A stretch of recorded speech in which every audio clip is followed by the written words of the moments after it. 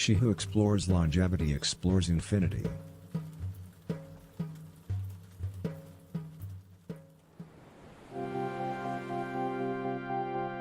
Close your eyes and take a deep breath. In and out.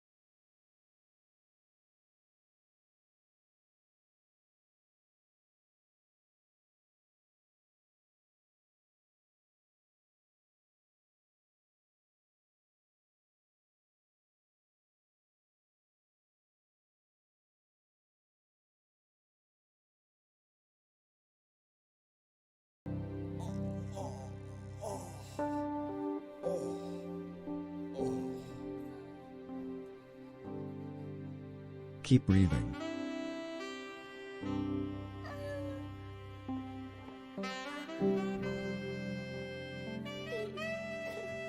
Don't forget that you're aroused.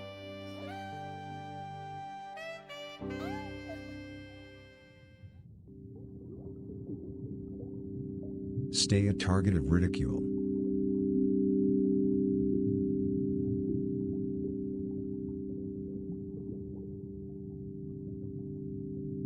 Generate boners. Fake your own death.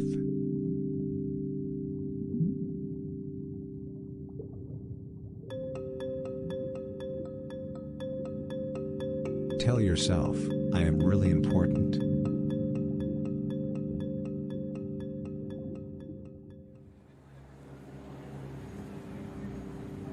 Don't eat pangolins. 90% of the world's leading doctors claim that pangolins are in fact inedible.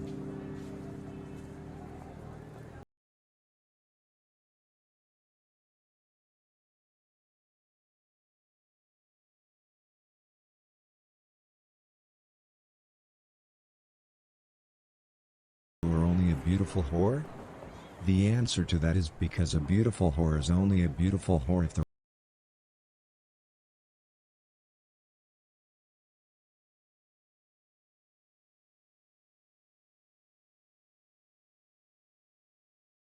He swore that he's never speak to a whore again.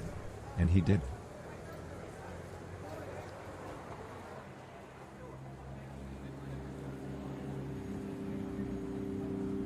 Contemplate this very old wisdom. Close your eyes, and all that you have laughed at gets unlaughed at.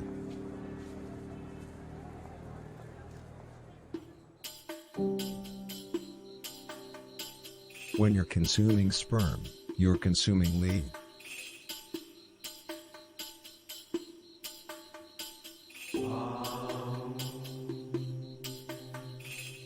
Appreciate how your eyelids are drifting away.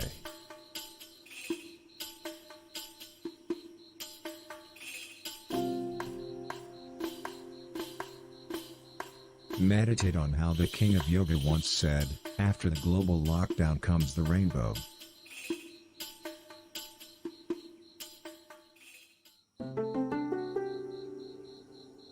Meditate on these words of wisdom. Between cosmetic surgery and cancer there's sexual intercourse.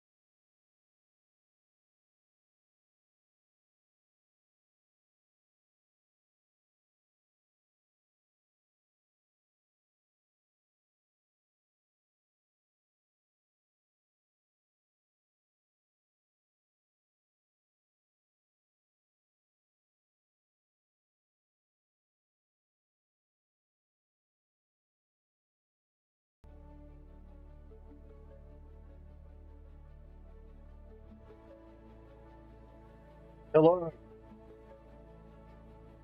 Shut up, To the Agens. stream. I thought I'd throw that in there for you. It may come up every now and again. Who knows?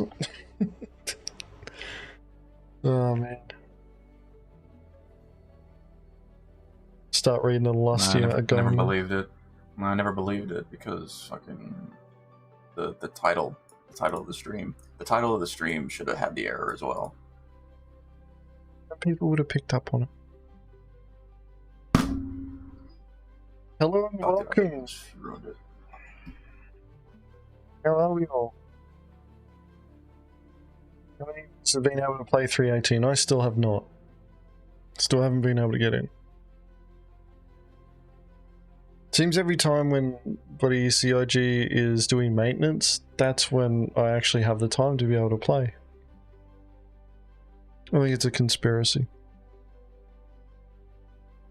Sounds like a skill issue, Agens.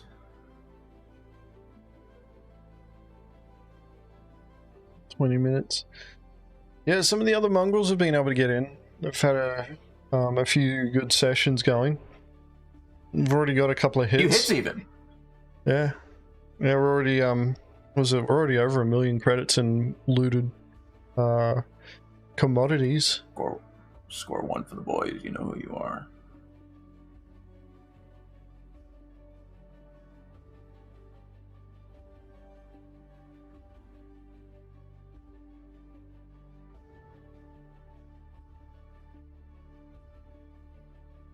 Yeah, so that error that everybody's getting, or pretty much any of the errors that we're getting so far, have nothing to do with our clients. It's all server-side. It's all on CIG. There's really not much that you can do about it yourself.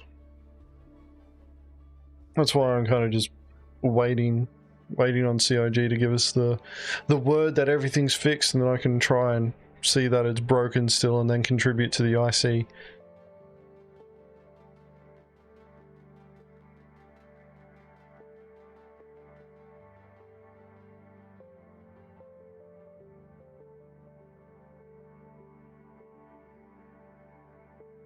Yeah, Spectrum's been the dumpster fire of Spectrum. It just seems like it's blazing as hot as ever, God, and it's just new fuel. I can't play the game that I spent $5,000 on.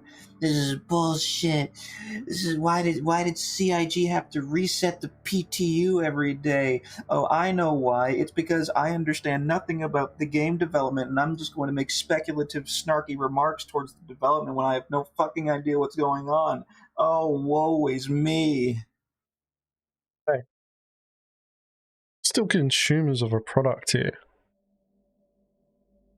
As broken as it can be, having expectations on the product actually working is not out of the realm of unreasonability.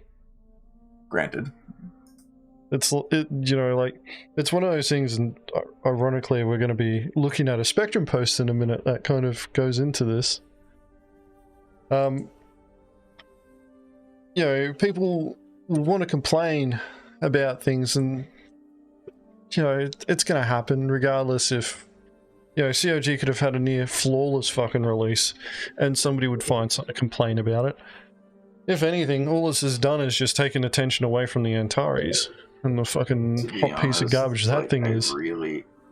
I have held the same expectation since like CitizenCon in 2021, man. This whole process of implementing this tech of persistent entity streaming and server meshing, like, everybody knew back then that it was just going to break fucking everything, and everything was going to be a huge fucking mess, and it's going to take a tremendous amount of effort to piece it back together again. I'm not surprised, and therefore I'm not really upset. Oh, no. This was not a fucking secret that they were going to do this, though. It's not like after bloody, you know, all this time they've just gone bloody 2 weeks before they released it to the ETF that, holy shit, this is something that we're going to build, quick, smash it out. They were working on this for months before then. Like, you know, there's all the work that they did up until ETF got it, then there's all the work that they did whilst ETF had it, and now it's all the work that fucking, you know, you had when it was in PTU open, then all the way up until they've gone live. I don't know, like, to me, there's a shit ton of time there that was put into this. For it to fuck up this much, when we didn't even see it come anywhere close to this in the PTU. I don't know, man, like, there's only so much slack that you can give CIG on that part. Like, I understand people going, oh, you know, like, it's fucking new, fucking, it's gonna be, you know, like, difficult to put in. It's like, is it really going to be that hard after so much fucking time that they've had to work on this? I'm gonna just say it now. It's like, to keep telling people that they don't know what they're talking about and that, you know, like, they don't understand what's going on with the development is one thing. But when so much time and effort is put into this and you don't get that communication coming from them saying, okay, this is the reason why it's fucking up and this is what we're working on. I don't know, like, we didn't even see anywhere, we didn't see this issue at all during any of the PTU.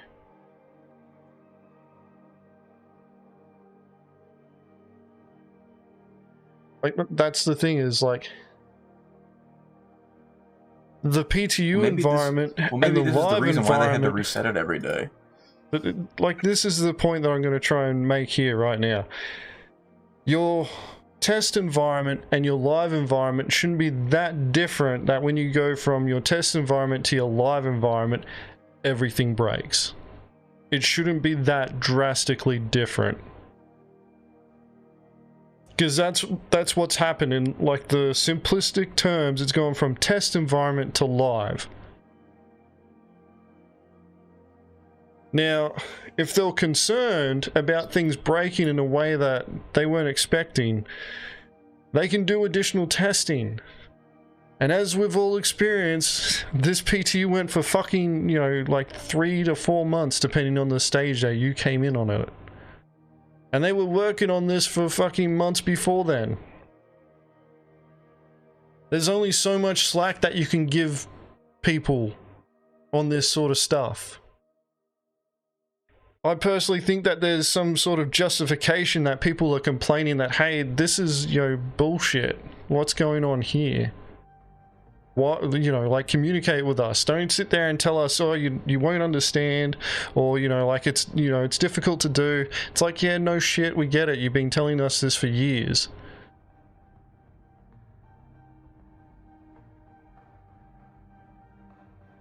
But with a little bit of information that I know about how, you know, like, migrating from a test environment to a live environment works, is that the deviation between the two shouldn't be that drastic that you end up, like, with something that is worse live than it was in the testing environment.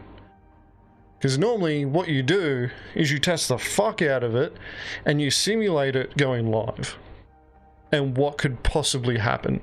And if you're sitting there going, oh, we can't really do that because of this, it's like, well, you need to fix that fucking shit real quick, because it shouldn't be like that at all.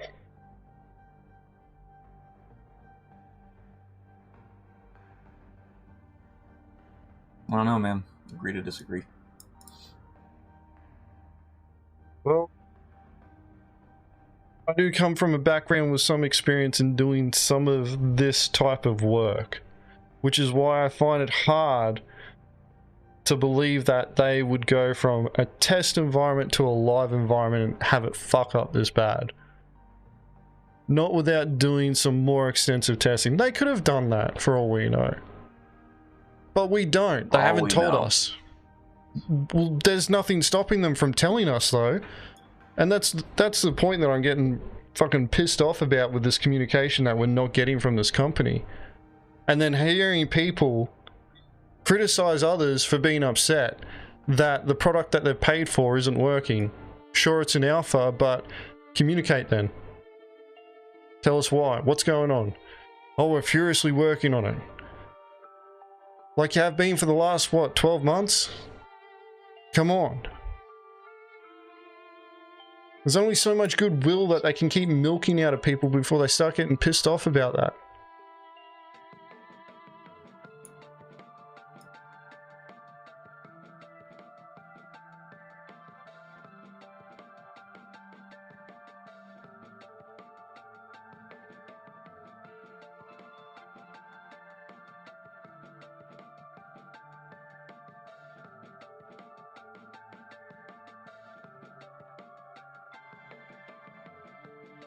Oh, they didn't expect so many people to be logging on, man. Come on. Nice, Ariel. Baby Casual won.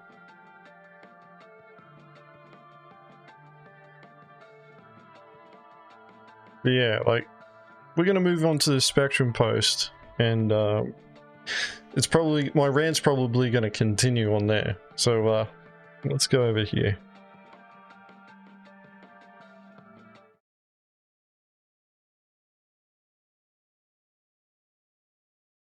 Alright, so from the first post, I'll link it again.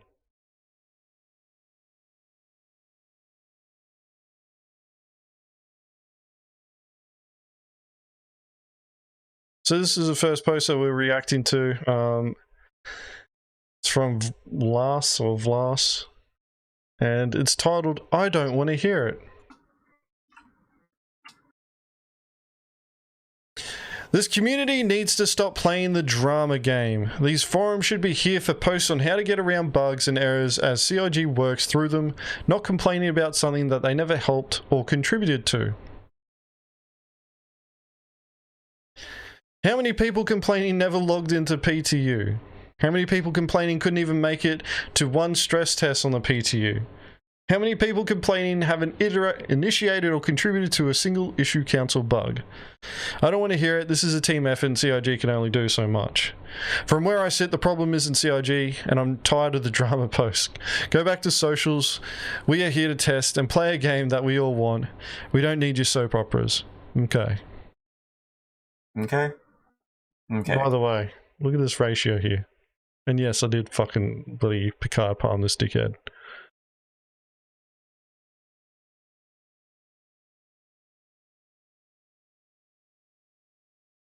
How many people never complain how many people complain never logged into PTU? That isn't a requirement to fucking be able to complain about something. You want to complain about something, complain about it. Like, at least try and have relevant points. Yeah.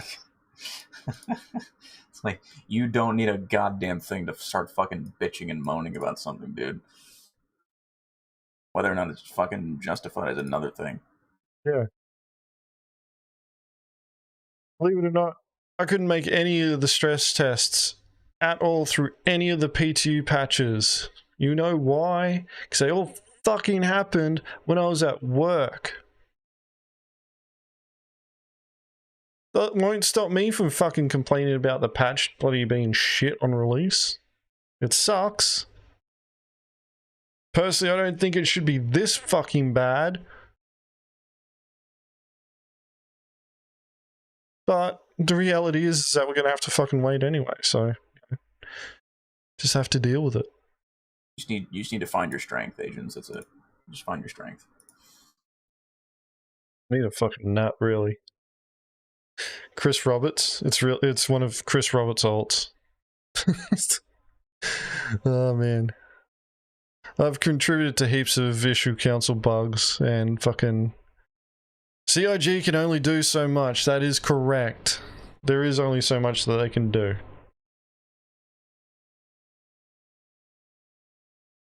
So what? It's not unreasonable to hold a company to some sort of expectation on delivery. Here's the kind of communication that we're looking for. They go up on their soapbox and say, hey, this, and this are breaking. Here's why it's breaking. We're going to do this, and this to try to get it to work. But we don't know if it's going to work. Well, I don't know. We'll talk about it here next week. But, well, I don't know. It may break or may not. We'll see what happens. Would you guys be happy with that?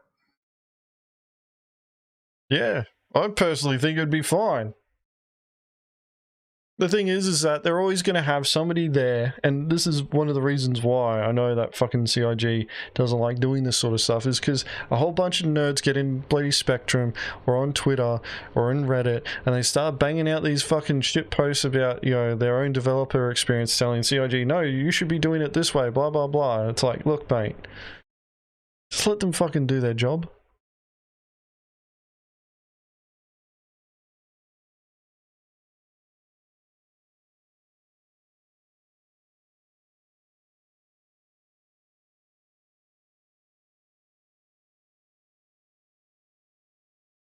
Pretty sure, Magma, the reason why the scaling didn't work was that somebody from the networking team was heating their lunch up in the microwave, and it disrupted the servers and crashed.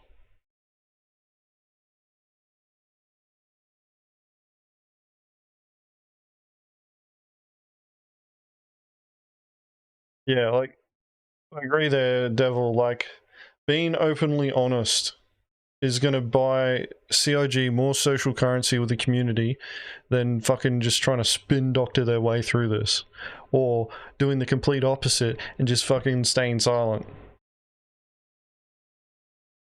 Or going, yeah, we know it's fucking, you know, we know it's broken and we're working hard on it. It's like, okay, cool. What's the problem?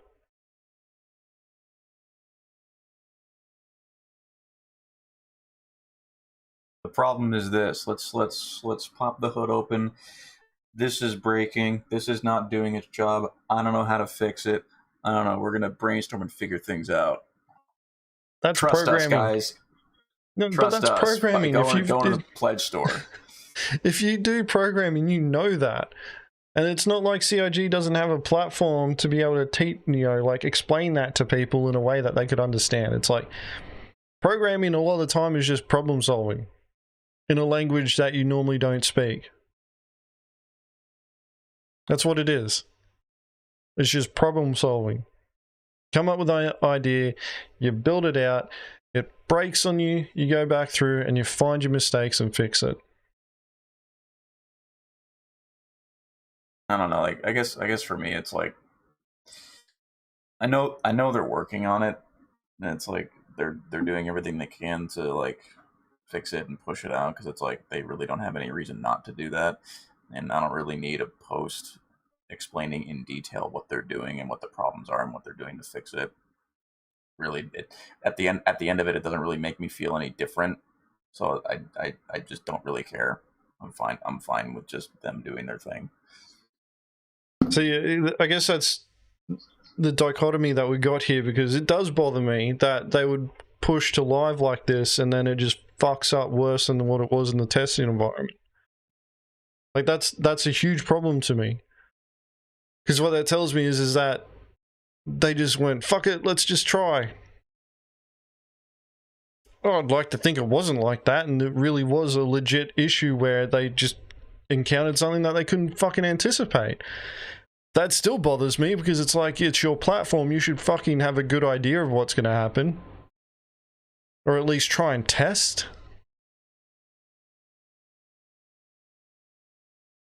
That, you know, like, getting on Spectrum and voicing your, you know, like, that you don't like what happened, that's fine. Complaining about, hey, your product is broken, what the fuck? You know, you had so much time, you know, like, fucking, we're hearing about shit that we're not going to see for another 2 years, and the thing that we're getting in our hands, bloody, you know, now, it's like fucking crickets.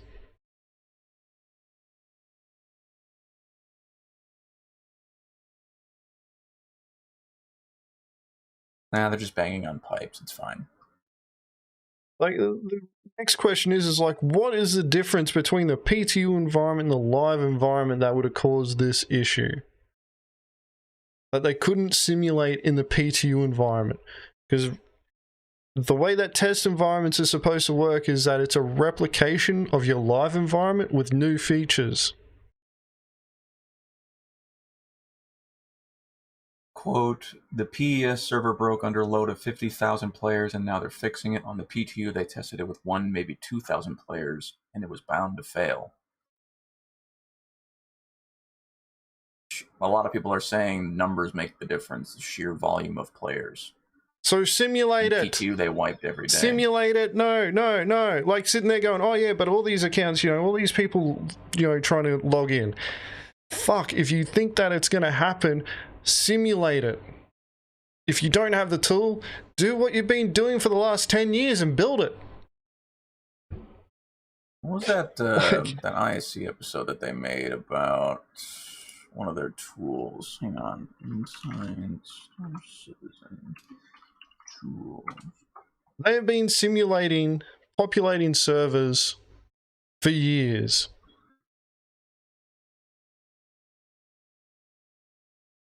Is it Mighty? No, it's not Mighty Bridge. Cloud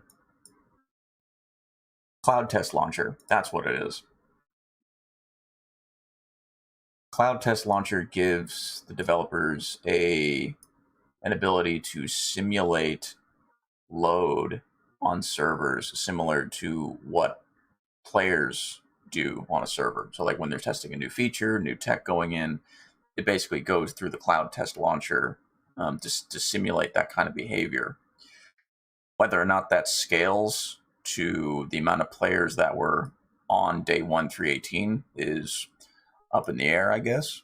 But yeah, like they do have the tools to simulate massive load on servers to some degree.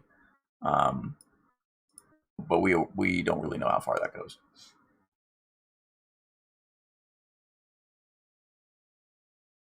Keep it calm or else my mum will pop into the basement to tell me off. It's alright, it's soundproof down here, Bozy.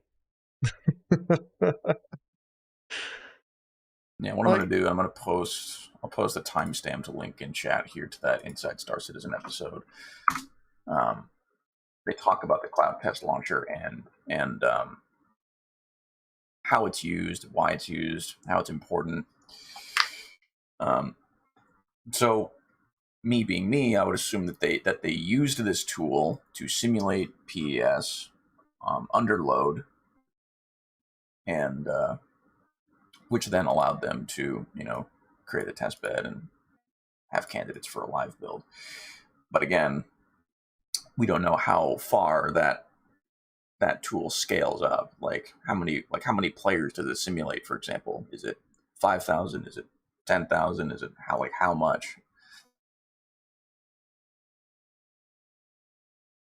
Beyond their predictions. It's an understatement, and that's the problem though. Like,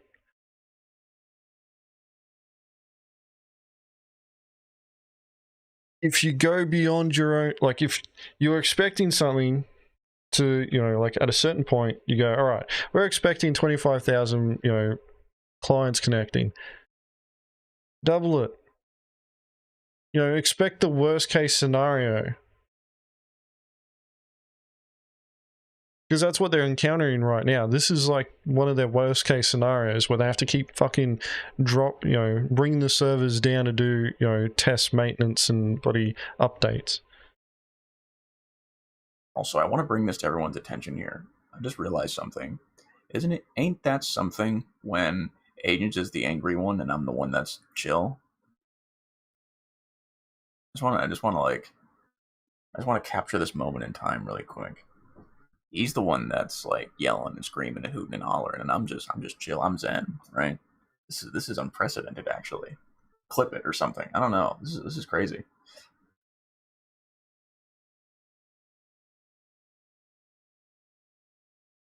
To sit there and keep, Macedon's pretty much hit the nail on the head. We weren't expecting that many users to sign in at once. Fuck me. Like,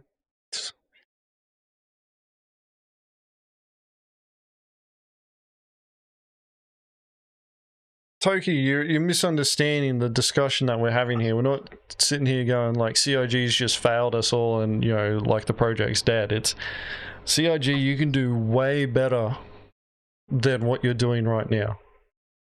We believe you can, and we also expect you to.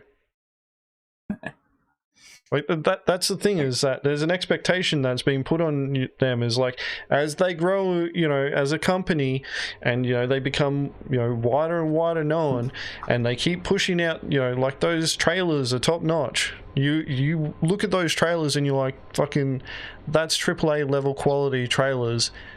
And then they go, yeah, alpha, and it's like, all right, well, if the trailer looks that good, surely the game can't be that bad. And then the fucking new accounts are looking at the fucking, 19,004. Bloody, they can't even log in, and they go, what the fuck is this? They're like, wow, this game must be so popular. So many players trying to log in at once. Wow, that's impressive. Wow, damn, CIG. Is that a rock in your pocket, or are you just happy to see me? And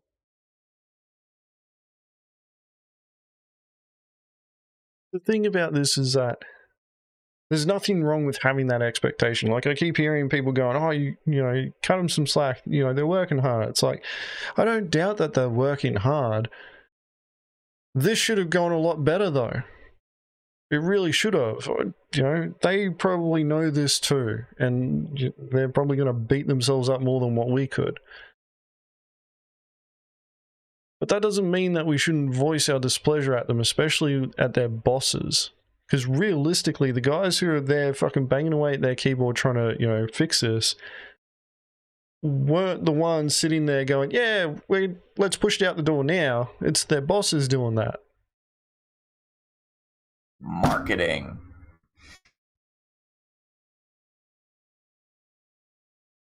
Gotta love good marketing, right, chat? Ain't nothing like a good marketing team.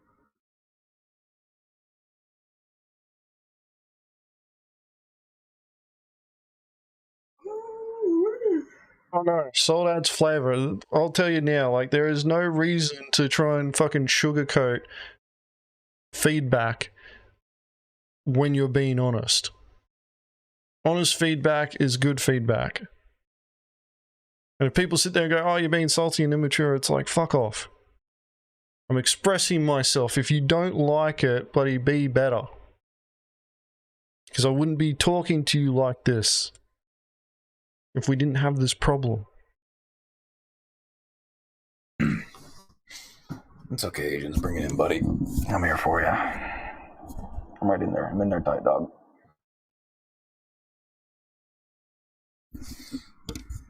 Hey, thanks, Dobbs. You're welcome.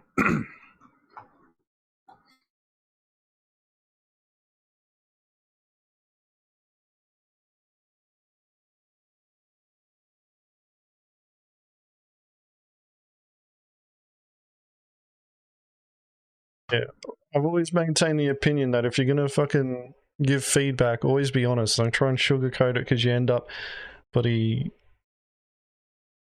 underselling your point.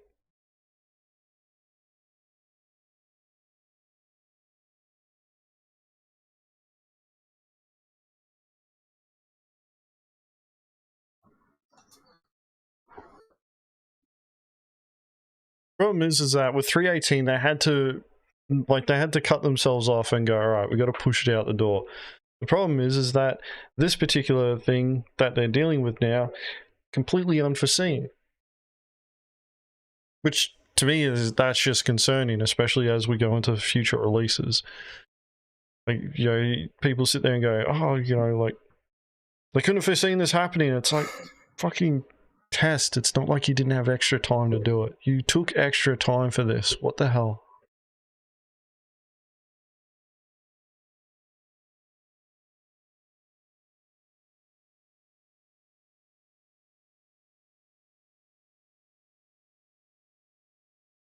The concierge community seems to have access to the most potent copium on the planet. That's funny. What do you think about that, Agens? That's only the people who actually post in the concierge forums. The ones who don't normally just fucking realize that they've spent way too much money over the amount of time that they've been tracking Star Citizen.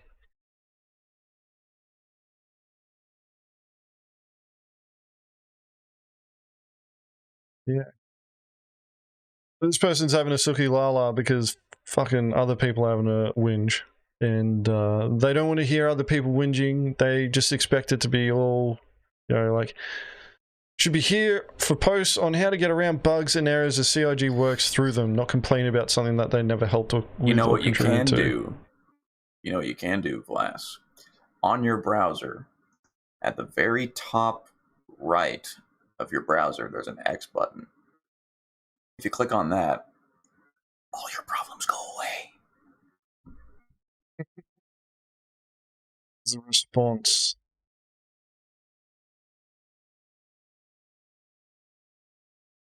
I think I need to sort by new.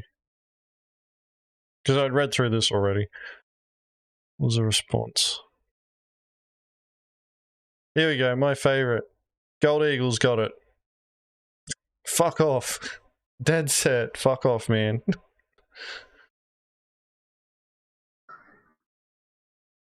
Wait. Spectrum is for feedback. And it may be complaining, people may be having a whinge, but it's still feedback. If you're not happy, you express it. Nothing wrong with that.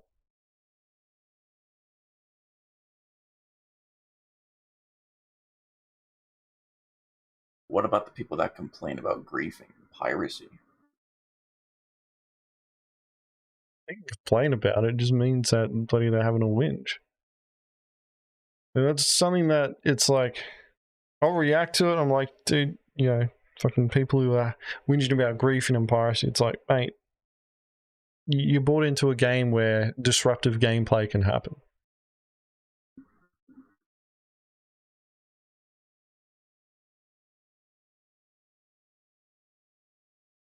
Is that right, Agent? That's right. 100%.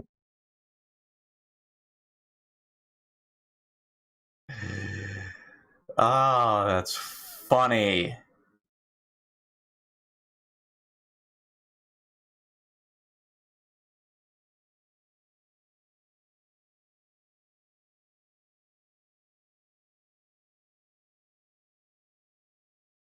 This game disrupts my life. Thoughts on that? Relatable?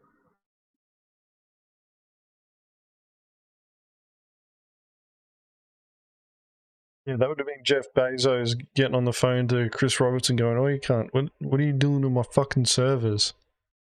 You just set a data center on fire.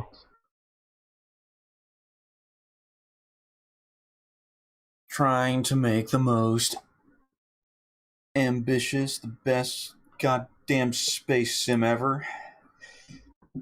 This is like, Suck hey, on Jeff, these nuts, Derek Smart.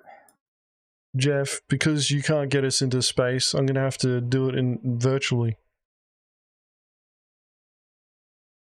Fucking Derek. Fucking dumb little bitch. Derek. Fucking little motherfucking dumb bitch. Derek Smart. More like Derek Smart. fucking dumbass. He's just fallen off the face of the earth. He's moved on. I think. I don't know. And before Derek Anyway, comes back with elite safety. Sorry, what?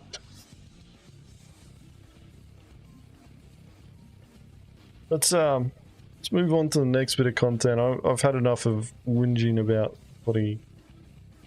somebody else whinging about people whinging. We survived, right. Chat. You and me, we did it. Now we can calm down. Now we can get to the good stuff. I think, right? Maybe. Need to get the now here. What is going on with this? You just need to just relax, Agents. Seriously, like Christ, like I never thought I would be the one to tell you to calm down. Let's go. Man. To play and pause, you have to hit the actual button. You can't click on the screen. Not after that. I'm looking for the share button. Share button. Why aren't you just like copying the link in the fucking? Because I didn't pull this from the Gilded server. You bastard.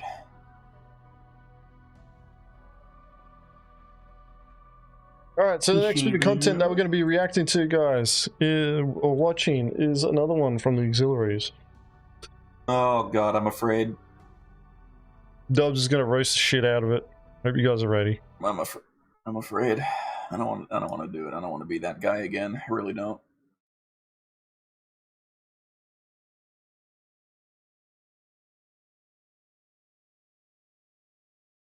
Shem, I've talked about the Antares quite a few times, but the last video that we'll be reacting to is from Space Cutlet, talking about the Antares, so we'll probably talk about a bit more there. You know what?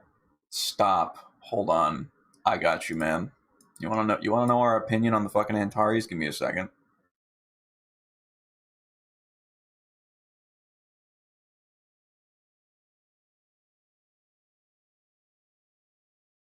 Dobbs, if you're doing something, we can't hear it. Click that link in chat. If you want to know Mongrel Squad's opinion on the Antares.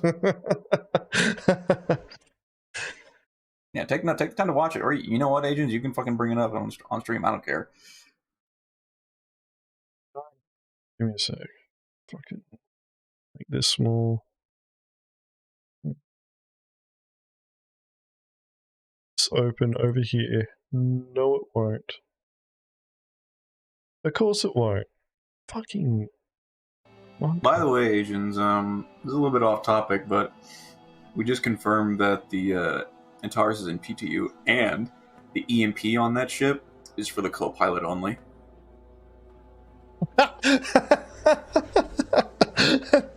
Oh my god, it's a Warlock DS. It's the worst. It's a Warlock DS. It's the worst ship in the game now. It is a dog shit ship. Well, you don't need, like, EMP distortion damage is useless anyway in 318, so you don't even need to worry about a co-pilot. Just take it for the fucking for the QED. It is the most redundant ship in this game. It's like just a big button. No, 2 buttons. Charge, discharge. Oh man, that's so fucking dumb.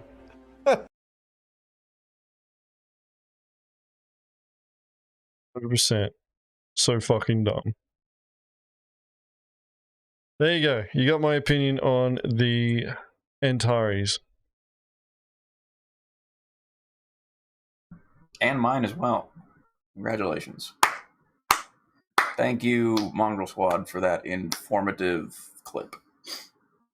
So, Death Factor asks, next week, can you talk about the Antares and watch this stream of you watching the other stream? There's like fucking 4 streams now where I've talked about the Antares. So I'm pretty fucking confident that I could do a hardcore streamception going.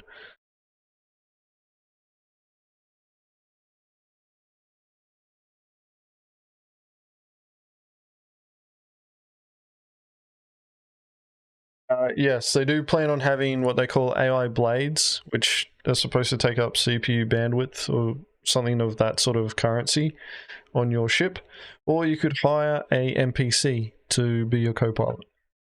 But let's not get too far into the Antares. We got a whole fucking video where we can talk about it there. We're gonna watch this Piracy hit. So this is from one of our auxiliary guys. We reacted to one of his videos last week. And pretty much we gave him some feedback, and I want to watch this one because I haven't been able to do fucking Piracy in a bloody week, and I'm bloody starting to get the shakes. What? All right, here we go. See what they're doing. What are they shit? Is that a reclaimer? Oh, it's a reclaimer. Yeah, it is. Holy shit! Did that just no? Wait. No, it's still going. It's still what? Hold on. It looked intact. Did it get bricked when it hit the surface? That looked intact. I couldn't tell. Oh, I guess we'll find out, will we?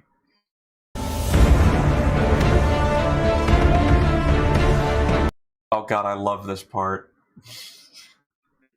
If he goes through and names every single member of the team like in a slow fade in individually the credits sequence, I'm probably going to smash my head through a window. Okay. Thank you. Auxiliaries, let's go. Anybody else? Anybody else? Okay, good. Nice. Nice. Wait, so Frank wasn't there? Where's Frank? Keep an eye out. We might see him. Welcome, or welcome back if this is your first time to the channel. On this particular hit, we actually combined the Mongrel auxiliaries and Mongrel Squad into one joint hit. Oh, fucking Joji's there. I see him. Look, look. That's my boy. This allowed the Mongrel auxiliaries to learn from the more seasoned Mongrel Squad players and for us all to work together. This is my very first post-edit voiceover on the channel, so I do want to apologize for the audio quality up front. I do have a better mic on order, or I will soon, and that should improve, as should my voiceovers as I get more experience doing them. Now, Agens, what are your thoughts on those in Mongrel Squad playing with those in the Mongrel Corps and doing ops together? Isn't that something? Yeah, it's probably like it's encouraged. Look at my boy fucking Dorvarich up there. I love that guy. That guy right there. He also has his own YouTube channel. Should subscribe to him. Okay. I call him Joji because he's my favorite. Silent badassery from that guy right there. Right there. You see it? Somebody clip it and tag Dorvich in the server. I want him to know that I've said this. Somebody tag it, please. Thank you. The reason I had to do this for this video is because when I originally recorded this footage during the gameplay itself, everybody's voice recorded, and I did figure out why later, but for this particular video, that necessitated a post-edit voiceover, so that's what I'm doing. And as you can see on this day, our leader, Zero Dome, leader of the Mongrel Auxiliaries, had assigned... What was his name? Lord Dame? Somebody in chat knows his full title, but yeah. To fly the Agens and Dobbss, which is the only ship a screenshot of me doing it in Star Citizen that can both dampen and snare. What you just saw me do was arrive over the planet Lyria and deploy a snare. It is important to keep in mind when you do this that if there is an armistice zone, if you encroach on the armistice bubble in any way with an active snare or an active dampening mode on either the Aegis Mantis, Cutlass Blue, or now Aegis Mantis. Did he just... The Aegis Mantis. the Aegis Mantis, guys. New ship confirmed. Name. Let's go, guys. Brand new ship. The Aegis Mantis. God, I love it. Scorpius Antares. That armistice zone will actually cancel your QED or your quantum enforcement. You got the rear shield already down, almost. And we'll lose the snare and/or dampening field. I'll just still got a little slither on it. On this particular day, we were doing this joint operation between Mongrel Auxiliaries and Mongrel Squad. When one of the members of the Mongrel Auxiliaries, Frank Unit 27, Frank? Oh, Frank is here! Frank is here, dude! Wow. Agens Mantis. I'm surprised he didn't get his own little credit card in the front like the last time. Scouting on one of the moons of ArcCorp, Lyria, which is what you're looking at there below. And he found a Hull C sitting at the orphanage. Hull C? Wait. A Hull C? I didn't know that was in the game. Oh my god! Wait, are you serious? Am I missing something? Just keep. He was there monitoring the Hull C to see what it would do. This Aegis. I think he means the C2, which we believe was in a party with the Hull C, jumped in. Maybe a Hull A. It was really important that before we made our presence known, that I show up, since I was assigned to fly the snare ship. What is happening and deploy the snare to prevent the Aegis Reclaimer from realizing that they needed to jump away. For those of you that don't know, the way that a snare works, that's different from a regular dampening bubble, is that it actually puts up a 40-kilometer bubble, so 20 kilometers. I'm just kidding. No, he's right. Every direction from my current position here in the Aegis Mantis versus a 4-kilometer bubble, which would be 2 kilometers in every direction for an Antares or a Cutlass Blue. Great tips. That prevents anyone, including your party, from jumping to quantum. Being informative. The icon that you see in the upper right hand of the screen that looks like a quantum drive symbol with the no arrow or no slash through it is what lets you and everybody in your Pause party. for a second. You guys may notice in some of our videos that we fast forward parts of the video. This would be one of those moments that we would fast forward because come on, nothing Agens. is happening. Now, granted, Albin's trying to, you know, like, he's trying to do the commentary over the top, you know, and keep the ball rolling, but nothing interesting is happening. Listen, so we would fast forward. He's trying to innovate and educate. All right, Agens, shut up. It's like a lot of people, you know, complain about us fast forwarding parts, and it's like you're experiencing one of the reasons why we do it. That's the thing. That's why we do it. Listen, I'm learning about the range on the snare, okay? And you're interrupting my lesson. Yes, you're interrupting my lesson. Please. It's even, you can see it in the MFD down here. Right there. It's alright, like, he's new. He's learning. He's getting out there and doing piracy, and that's what really matters. And we love that. That's 100%. For this video, we are in the 3.18 PTU, which means that the doctrine and tactics have changed a little bit. You will see that some of us are using distortion weapons, which are meant to take down shields and put distortion damage into internal ship components. Kill him at Nova Redeemer. Shut down those components. Won't do anything on a ship like the Reclaimer. Which is what you're seeing here in the beginning. However, like I said, the doctrine has changed. For the most part, there will no longer be any more extortion or negotiation. We're simply going to brick or soft death your ship as you're about to see. He's going down. And then we're just going to take the cargo, like real pirates. Did you hear that, Agens? He said like real pirates. That's right. This was a bit of a special case because this particular Reclaimer started in the atmosphere. We chased the Reclaimer into orbit. They would be struggling to move that thing around disabling there. effect of the distortion weapons. And I really wonder what they're going to do here. I really wonder what they're going to do here because now that they've completely exposed themselves and the Reclaimer is quite frankly doing what it should do, it's just kind of just sitting in atmosphere here because if they brick it, it's going to fall towards the surface and it's going to increase the chance that it completely blows up and you lose a significant portion of the cargo. And I don't know, I doubt it's going to try to climb back out of Atmo, so they're probably going to have to do some finessing here to get it down safely and intact. So caused the ship to become disabled and begin to fall into the gravity well of Lyria.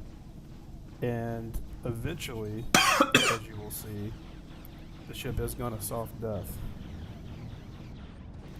However, this is not guaranteed, and it's highly dependent upon the health pool of the ship itself. In the case of the Aegis Reclaimer, that ship's about 8 Ks off the ground, though. So as you're about to see, it's going to crash, but the crash itself causes a soft 5 death. Ks. And what we were waiting he's still for perfectly online. He's deliberately flying toward the ground. Subsequent impacts with the terrain would cause a hard death. He's going to try and pull up. So you might be wondering, what is the difference between They're going to hit those mountain ranges. Or a bricked ship, oh, God. as some of us have come to call it, and a hard death? And the answer to that is with a soft death. There it is right there. That crash caused a soft death. And he deliberately flew down towards the ground there. Fucking, it looked like he tried to pull up, kind of like the morphologist A2 guy. Fucking, I don't know though. That looked pretty deliberate to me. I don't know if he was trying to do like a cheeky flight maneuver. It could have been both, honestly, but yeah, he for sure chose to fly back down. I've been hoping that Pirates was going too fast to stay with them. Yeah, that's because we've seen that before. Like we've seen a lot of people do that before, and it's actually worked on people. It's like years ago. I've seen it work on people. Worked on Gashiro. I remember that happening. Yeah, that guy was like. See, if you're up against Yeah, go ahead. Soft, If you're up against like a semi-competent group, the doors, they'll never fall for that trick. And the ship still works. It just, the engines don't work, the thrusters don't work. You can't take off. You can't fire weapons. Is it going to land upside down? Dead in the water. If you're at 0G, that means that the gravity no longer works. Also, except in certain elevators, like the rear elevator of the reclaimer. And that means that you'll be fighting. It looks like it's going to land right. Oh my god! Now, right here, we were just hoping. We were all laughing and hoping that two things would happen. One, it would not hard death. Pull your microphone out of your mouth, mate. And two, that it would come to rest right side up. So if it does hard death here, in some cases, we're going to lose quite a bit of the cargo. It's just going to disappear. That also would kill the crew. It's upside down. Fuck. Which would leave any player crew alive. Destroy. However, if they're NPCs, what the fuck's it doing? Now, the NPCs die. Jesus Christ! Oh my god! And look at that. Make a decision. Happy landing. We got lucky with this one. It just happened to land right side up. In this particular case, the crew had actually survived this crash landing. What is this? Talking in global chat? Excuse me? Agens. Target has also spoken on global. Save me on Lyria Orphanage something. Naughty. Talking in global chat. Naughty, naughty, naughty, naughty. Yeah, don't do it. Although I'm not sure the auxiliaries follow this. I'm not sure the auxiliaries follow the same strict doctrine that Mongrel Squad does, but talking in global chat fucking does more harm than good to your team and operational efficiency. Do not recommend. And it was up to our boarding party in the Cutlass Blue that you're about to see move in to enter the ship by any means possible. Oh, they put out an escort beacon. I'll grab it. With a reclaimer that's like this through the top. You could have been making credits off of it. And assault any players that might be inside. No, this isn't practicing. This is a live hit. In most cases nowadays, kill. Actually, no, this is a hit in the PTU. Those players, and then after that, you're free to. What he means by live hit, it's a hit against an actual target. Not like simulated. As you can see here, I'm actually leaving the planet and headed to Area 18 because pretty much as soon as the boarding party realized that we didn't have a prize ship, we didn't have a means to load the 199 SCU of Laranite that we actually found on this reclaimer. Wow. And I and a couple others realized that since this was the PTU, we actually all had. You grabbed your own reclaimer? What?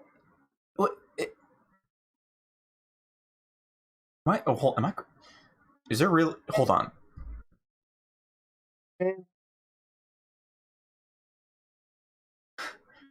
Why did you grab? Why did you grab a reclaimer? That's like, if it's your only option, I get it. But like, if between everybody, nobody had a better alternative for a prize ship. Oh, no. I'm genuinely curious. What are the circumstances behind having this reclaimer as your prize ship? I really.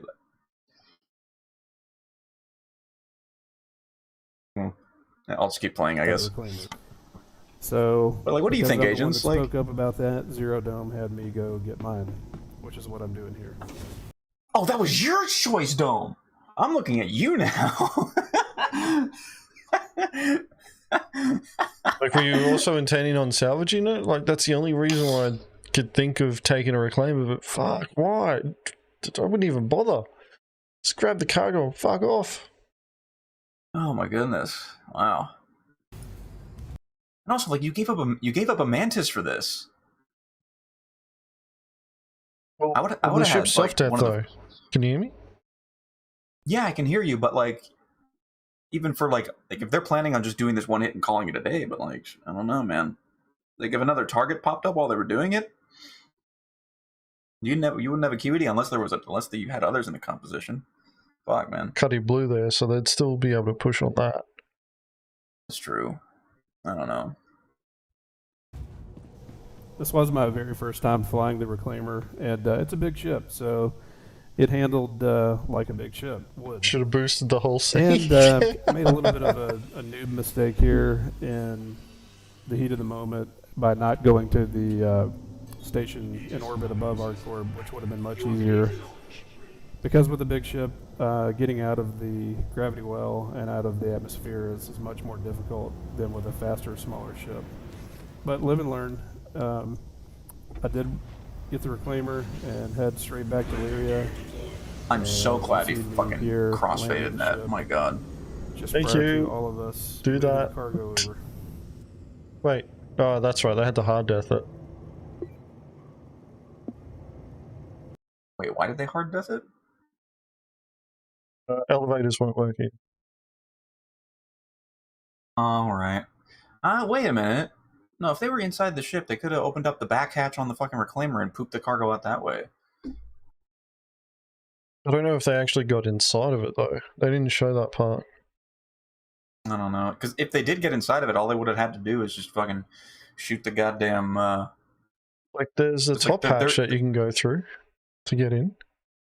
Yeah, I know, but like from the actual like salvage processing bay, where all the cargo gets made, there's like a hatch that opens that leads to the outside. Like whenever we fucking pirate Reclaimers, like whenever we get on the inside, we fucking shoot that door open and fucking toss the cargo out, like literally straight, almost straight from the cargo bay. Just go straight out the fucking back of the ship. Like you don't have to go through the elevator, you don't have to go through hatches or airlocks or anything. Need to look at the size of that, because you might be able to use like a P-52 or something to lift people up in there. There are actually several things happening here that aren't immediately obvious. One of those is that we have quite a few light fighters that are covering for the rest of us, because the thing about piracy is it's not safe. There's nothing about it that's easy or safe.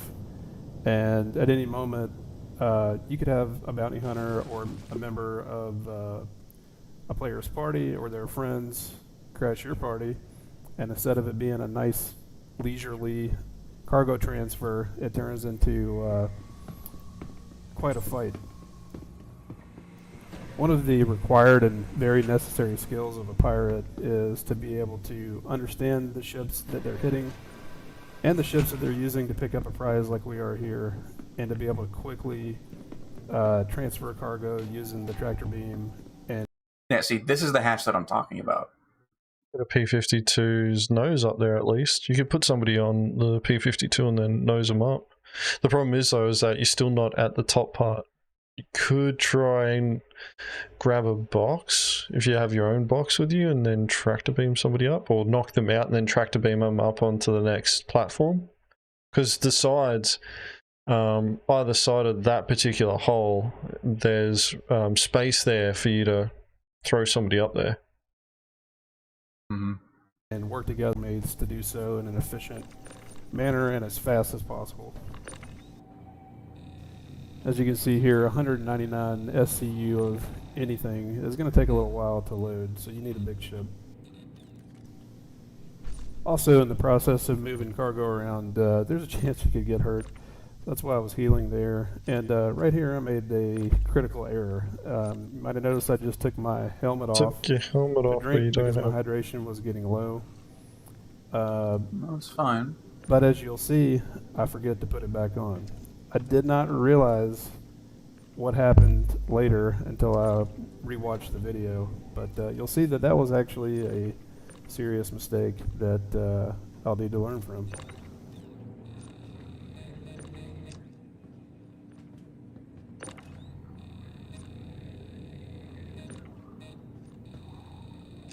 No, I mean, there it is.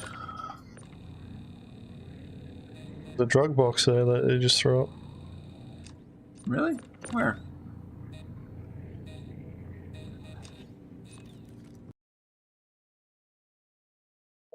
Just past, so box in the middle of the screen, to the slight right of that, you'll see the edge of the tape for one of those drug boxes. I see it. Oh wait, yeah. Huh. Fucking pirate eyes right there. More What like was the second addicts. box? So right here, I decided to build Second a little box. wall in front of me. Pirates being pirates, we are going to crack each other's skulls sometimes, and Oh, there's two of them. I believe that's what was happening here. I got knocked over a few times by some of the boxes, so I just built my own little wall in front of myself there to prevent that.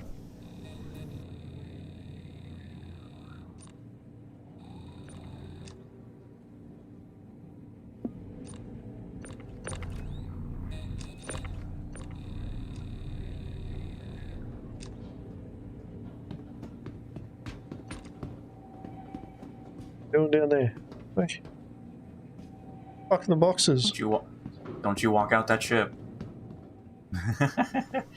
Throughout this entire hit, we were actually gonna having go a lot down of the problems elevator. with the elevators on the reclaimers, and just being able to get in and out of them in general, which is why you saw when I actually came back and arrived back at Lyria, the target reclaimer was actually hard deathed because they tried everything to get inside and get the hatch open, and they couldn't, so they had to hard death it. Right here, I try to go up to the habitation deck, and instead, I go down to the ground. Now, that normally wouldn't be a problem, except if you remember, I took my helmet off, and I forgot to put it back on. And I did not notice the little timer there at the bottom left that shows me my estimated time of survival, which wasn't long.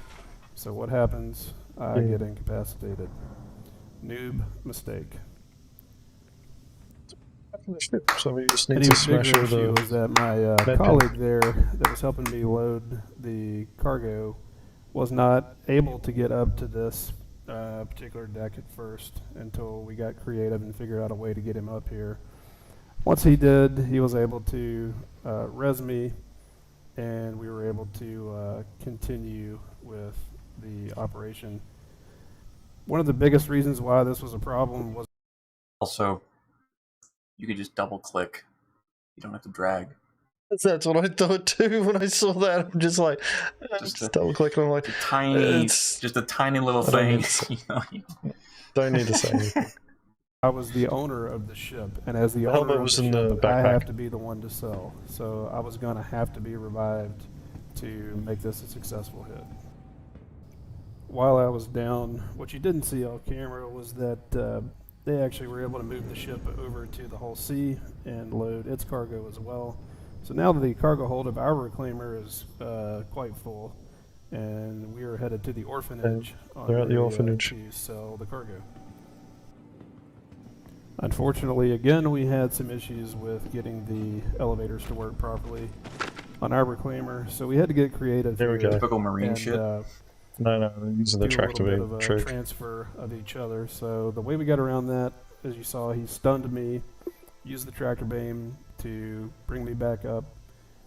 Once I was unstunned, I got to come over here and pop him in the head with the Coda pistol. Nice to know it takes one shot at close range. And he's incapacitated. Clearly I couldn't stun him the way he had stunned me because I'm not down there next to him. So I had to incapacitate him and use the tractor beam to bring him up. And then res him. Once I do that, we're able to go over to the elevator. Right in the butt. And after many tries, get it to go down to the surface of Lyria. Like that's how real guys like res players. You know, I don't use the fucking paramed medical gun. I use a fucking Hemazol pin right to the fucking solar plexus. That's how you do it right there. The elevator was bugged out, Nelson. That's why they couldn't get it to work. I do hope everybody enjoyed. Oh yeah, reasons why you don't use a reclaimer, because the fucking elevator never works. With this video, and I gave you something to do while we all wait for 318 lines to be fixed. And if you're at all interested in Piracy, please do follow the link in the description to the Mongrel Auxiliaries, which is a casual auxiliary of Mongrel Squad. They do have Laranite. I do want to say thank you to everyone who watched the video and ask that you please like and subscribe and share the video. It really does help the channel out. So wait, until next time, yar mateys. Don't say that. Don't say, the Laranite. That fucking reclaimer had Laranite in it. Yes, that was already established, agents, 10 fucking minutes ago. Yeah, old mate's in a fucking Aegis Mantis, bloody... What else was there? Oh, there was a whole bunch of inaccuracies throughout this thing, so I'm like, when he said Laranite, I'm like, oh, he must mean RMC. Because it's a reclaimer. You wouldn't use it for fucking cargo hauling ops. I know! Apparently. Apparently you do. But yeah, like...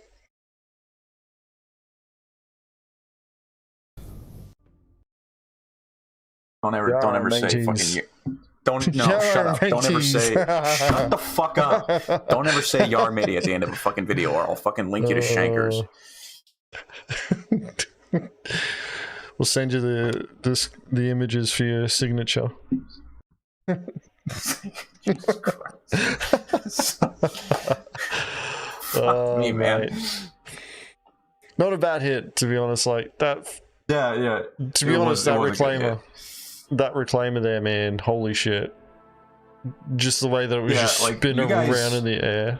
You guys got lucky that it landed on its legs. Yeah, you guys were extremely lucky that it survived the landing. You were extremely lucky. More often than not, that's not going to happen. Which is why usually a better alternative is to do the redacted, so you catch the target in redacted, and then you're totally fine. Darn. The fuck? Did you not have a different cargo ship other than a reclaimer? Yeah, that's what I want to know. Everyone there. That's what I want to know. Why? Why is it? Why the reclaimer? You guys didn't even fucking salvage it. You didn't even fucking salvage it. The whole C is not in the game. I'm pretty sure he meant C2. No one had anything pledged.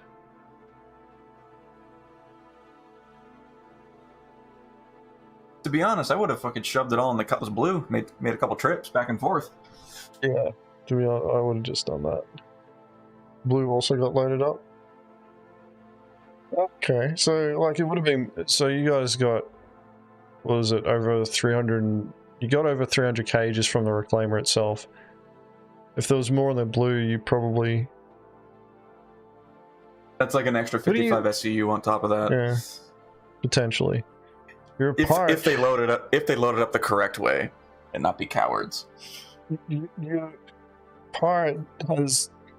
Pirates are better than Industrialist Dome. What the fuck? If I remember correctly, we had another 60 to 70 SCU from the blue. Yeah, see, 60 to 70 SCU. That's in one trip. I'm assuming that's in one trip because you guys have the strength for that.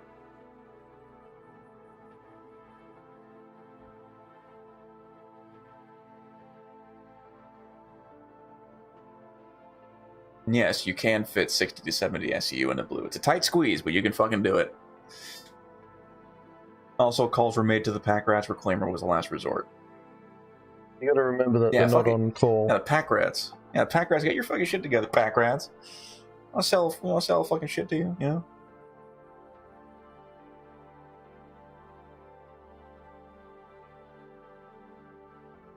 Trying to haggle. Trying to haggle the prices. We're giving you a free bounty.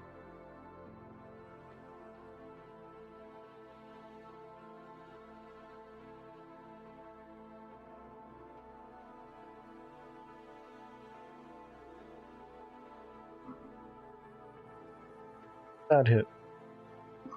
At the end of the day, you guys got the loot. Like, I would have tried to fucking avoid I don't really have any major reclaimer, complaints about it. Yeah.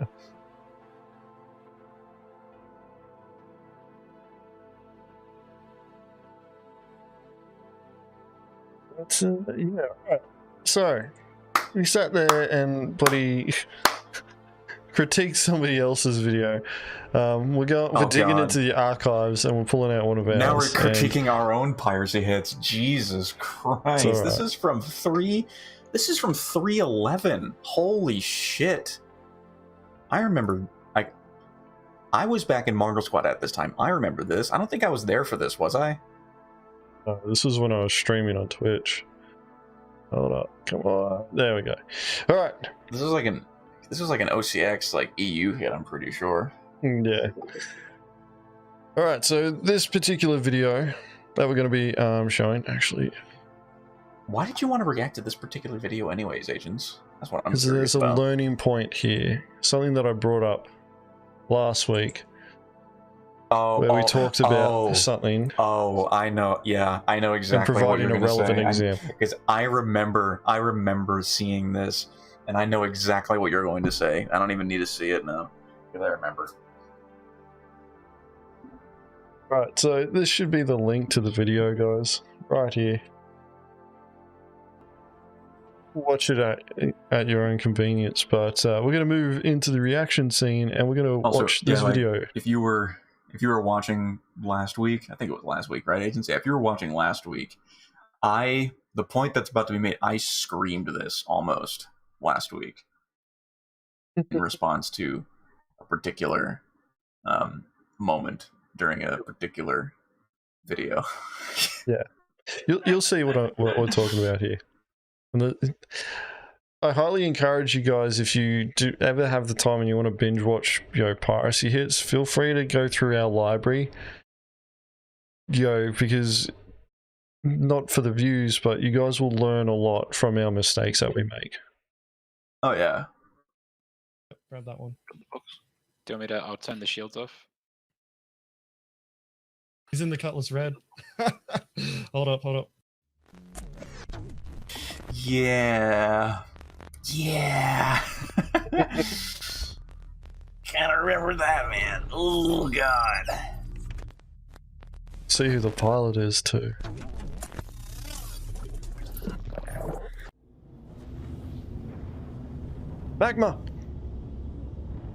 Magma Swindlenberg. I think he's more to your 2 o'clock. Oh god, the pings. Did you see that, dude? Holy shit, the pings. I missed Oh that. my god. Who remembers? Who was there back then when we would just sit at a fucking orbital marker and stare at the planet until we see that little blue, very, very small, while we're sitting in orbit, this very, very small little blue blip that showed up on a very tiny part of the moon, and then we're like, that's a ship. Let's go, guys.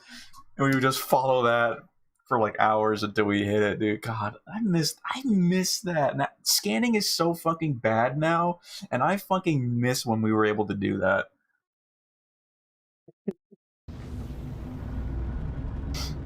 Down him. In the seat. No, he's outside. I miss the scanning HUD too. It was so much easier to Please fucking don't read. send. Yeah, Go straight because to they the colorized it. pilot seat. 64 had a night.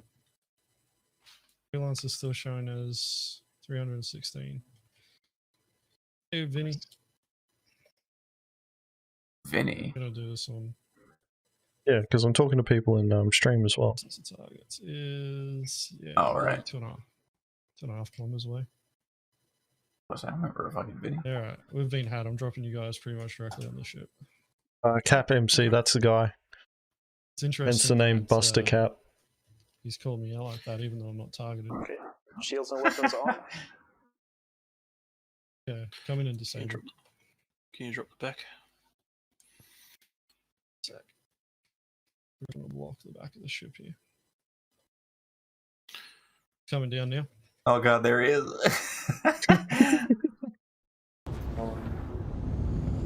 Can you hear him outside? Open. Now watch, okay?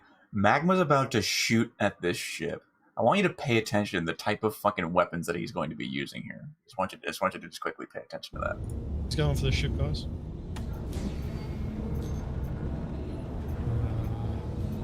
Game audio is bugged. Oh, I cut out. Okay, I'm We're getting out. now occupied. Behind you, See behind it you, from behind there. you. There you go. Hold fire. He got me as I was animating out. Oh no, I've just fallen over actually. I'm not dead. Hang on. Do you want me to roll backwards?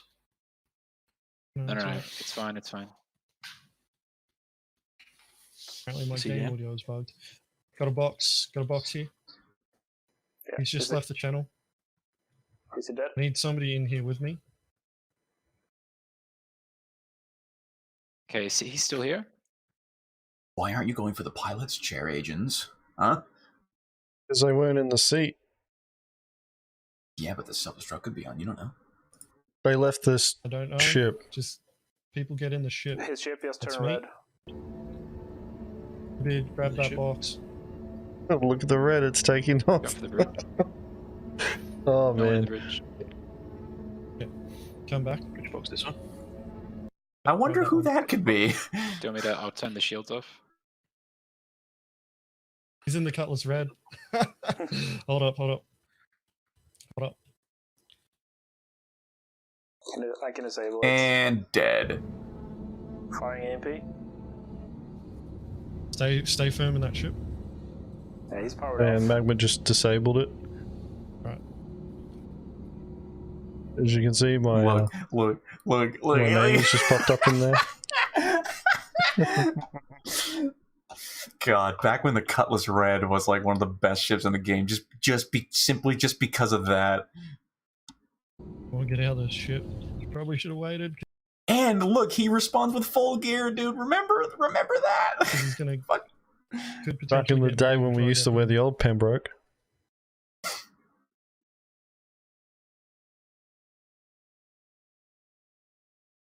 Surprised he didn't just try God, and this is smash us so- into the ground. This is so fucking broken. Oh my god. Looking back, it's like, how the fuck?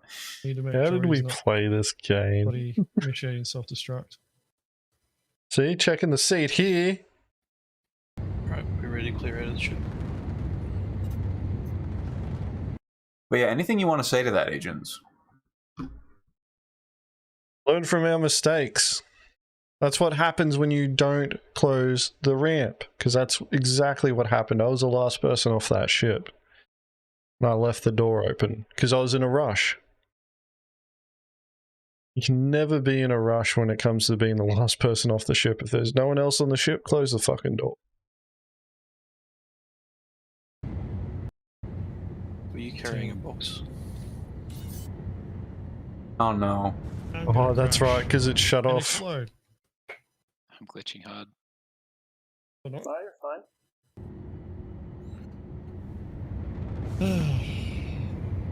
Okay. Hey, Jins, were you carrying another box when he got you? No. Okay, so I've got the only box, okay. Alright. Yeah, no, old mate was smart. What He was do? just smart. He went for our ship. Should have closed the door. That was my fault. Why Look did at it Magma turn getting off? these cinematic angles.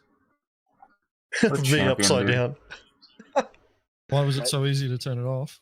Yeah, my EMP wasn't charged. Probably because the shields were already off. Yeah, but I don't think I fired my EMP. Oh, He's talking in chat. Yeah. Jimmy, Better get how out. did you get past us? Easily, because we focused on the ship. This really annoys me. The game video is not coming through on the stream because it's going to make a shit-sounding video. Just got to wait for the ship to recover. Now, in today's circumstances, that freelancer would have been bricked, and Magma coming in that fast would have fucking blown that freelancer and old mate And over the rock. fucking mountain. Oh yeah, the thruster wash. Yeah, we don't want to be too long here though, because he'll be on his way over. I got a bounty on me anyway. Wow, look at the locomotion. Yeah, I got a crash. The animations are just so crisp. Assault. I'm not sure why. If I hit him by accident or I hit one of you. I don't know. I hate this fucking game, dude. Holy shit. Yeah, I'll make all the sound effects for the EMPs and the distortion guns. Did my EMP go off or something? So it disabled the ship? I think it did. I didn't hear it. Because I didn't press my. Yeah, the only prize ship that we have to carry the fucking loot. You could have also just turned the coolers off in the ship to kill it. Just bring the fucking warlock down and put the box on the back of the goddamn warlock. Stop wasting time, Asians. Fuck. Our warlock right now is maintaining cover. It can do both jobs at once. All it takes is to fucking put the landing gear down, open the back hatch, throw the box inside, and you're good. You can do that while watching radar. Then it gets clapped in the air. It's got no backup, and then you just lost the box. You can just take his ship to an outpost. Well, you don't. It doesn't have any backup to begin with. Check the rock as well. Yeah. When I scanned the rock, it only showed up as 64, so grab whatever's in the rock as well. Yeah, I'm so on the ship there was 316. Yeah, 64 on the rock. Rebid. So someone should go and get it. Rebid, you're probably going to... Rebid, you want to do that, because I'm holding the other box. Just put that other box down if you're still on that ship. I'm worried about despawning. I've got onto the Cuddy Red. I was ragdolling. Sometimes the boxes that you put down would just despawn randomly if they weren't on a grid. Oh, what are you doing, mate? Oh, he's getting out to grab the box. The rest of the gems. Great. Nope. It's alright. Red's back online. Alright, coming over. Okay. That's a good thing about someone stealing your red. I'm staying on the ship. Kill yourself in your own box. So do you want to spawn? I'm on the freelancer. I can hold the box. Alright.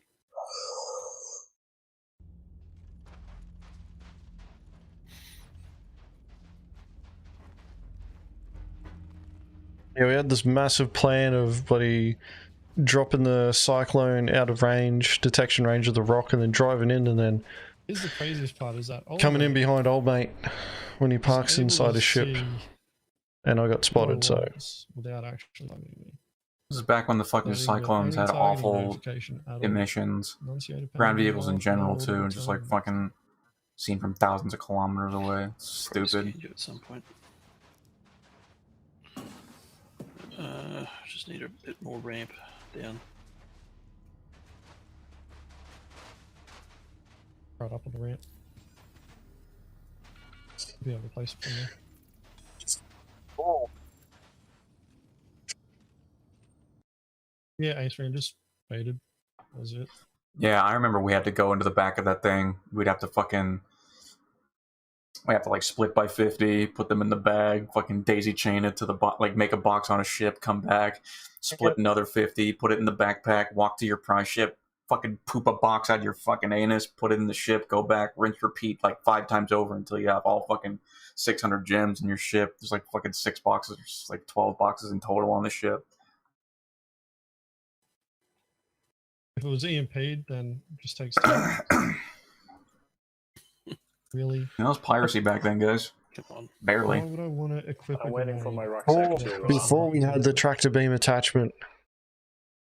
Oh my god, yeah. Yeah, because look at this instance. He can't jump right now. He cannot jump. So what he has to do is he has to find a way to either place the box on the ramp so the guy so the man on the ramp can grab it, or he somehow gets, and by the way, he can't run either. He's fucking walking with that box. He is soft locked to walking. Again, great time back then. Like, we loved this. This was our gameplay. This was the best at the time. Okay, someone wearing Pembroke should go to the rock.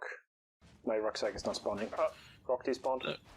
Oh yeah, see, look, and that look. Yeah, this is pre-PES. Yeah, this is great, man. This is real fucking great. And you know what? And you know what we had to do? We used to need like 2 or 3 guys standing on the fucking tires of the rock to make sure that at least one of us is technically in the channel, like in the voice channel of the fucking rock, so it doesn't fucking despawn. And even when we did that, there was still like a 50% chance that it just fucking poofed out of nowhere. Yeah. All gems gone. Oh man. Good fucking times, man. Real good fucking times. Gotta love it. That's how superstitions are made too. It's like, all right, make sure that you're standing on the front left tire because it's the only one that detects if you're. I am still doing that. Even when it's no longer relevant, I'm still fucking doing that.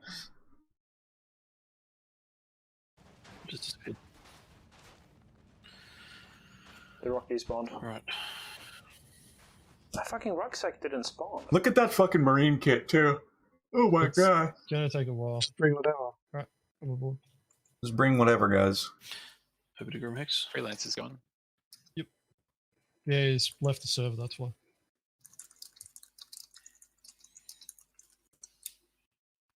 Did we get the box off? Yeah. Nice. The old commodity kiosks. That's right. Yeah, fucking was easy.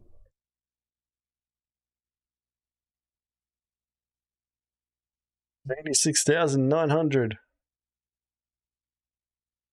Yeah. Alright, that's And back then, we saw that number and be like, yo, we're making fucking bank. This is amazing. Holy shit, we're fucking rich, guys. Wow.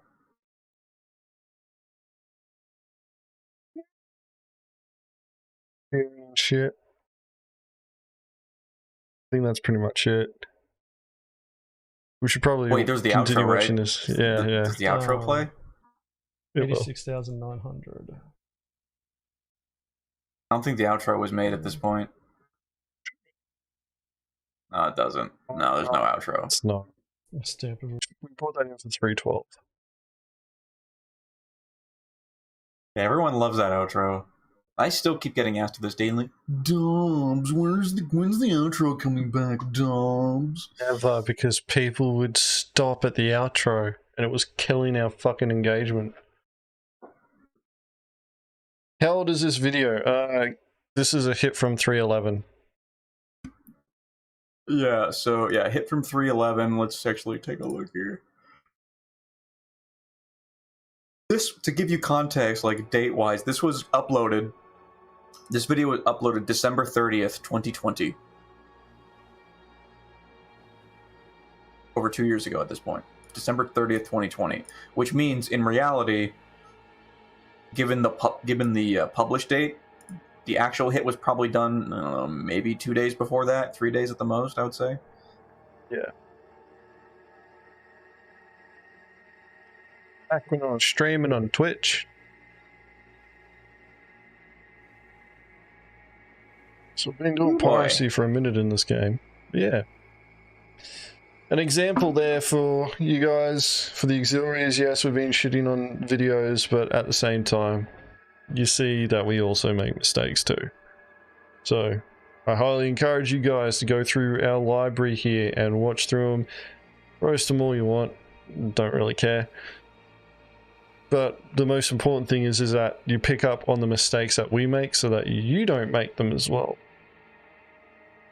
Because we will go through our own videos and we'll watch these mainly for nostalgia now, but you know, we'll be looking for things where we make mistakes as well. Like That's it though. That, most of our and how watching that and how painful it was, like the little tiny nuances of how the gameplay worked. I do not ever want to go back to that. Right now it's better than what we got. At least we could log in, as Nolat pointed out. Nah, see, the people that are saying, oh, at least we can log in, are the same people that are saying, I would go back to live under no circumstance. I'd rather have a broken 318 than a fucking live 317. It's like, yeah, you still feel that way? Probably. Oh man. All right. So yeah, that's one of our videos there. I'm probably going to try and make it a bit more of a habit where we actually grab one of our old videos and do a reaction on it. Just so that we can, one, reminisce, but also two, like, show you guys an old video and our critiques for it as we're going through.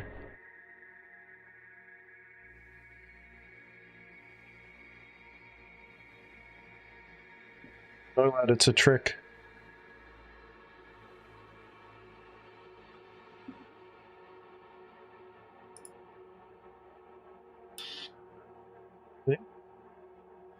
Yeah, that will be something that's going to be a bit more of a habit. And we'll probably start going around and grabbing other Pirate Org's videos as well, and just reacting to them. The last week has pretty much been light on content that isn't fucking somebody having a whinge about something, or stuff that we already haven't seen. So it's one of the reasons why I grabbed that video. Also, last week I mentioned it, that I actually talk about that specific video that we just watched, based on a video that we watched last week from Orban, the same guy, when he did a piracy hit. And, you know, Dobbs made this big deal, song and dance about not closing your ship up. It's important. That's why. I'm like, what the fuck? You see why? That's why you do it. So that they don't fucking get on your own ship and try and kill you with it. I was lucky at that time that we had the ability to respawn on the red. We don't have that now. So close the fucking door. React. You're watching the stream right now. I'm gonna tell you right now so you can hear it. No.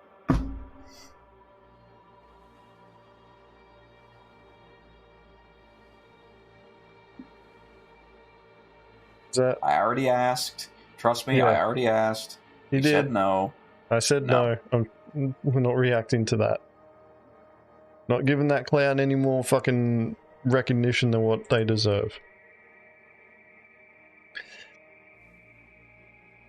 Speaking of clowns, I'm joking. We're going to be moving on to the next person to react to. Hey!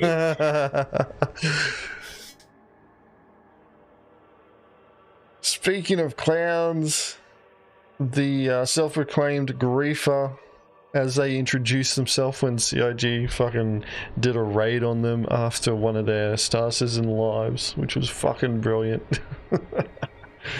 We've got Space Cutlet. Need the link. I need... No. I hate this. I haven't watched this. It makes me do this. Haven't you? I watched it a lot. I watched a little of it on stream. Like, mind you, like, this video was being recorded, or he was streaming at the same time we were streaming. Yeah. And I wanted to watch it, but it was like, oh, you can watch it without me on stream. Yeah, that's right. Fine.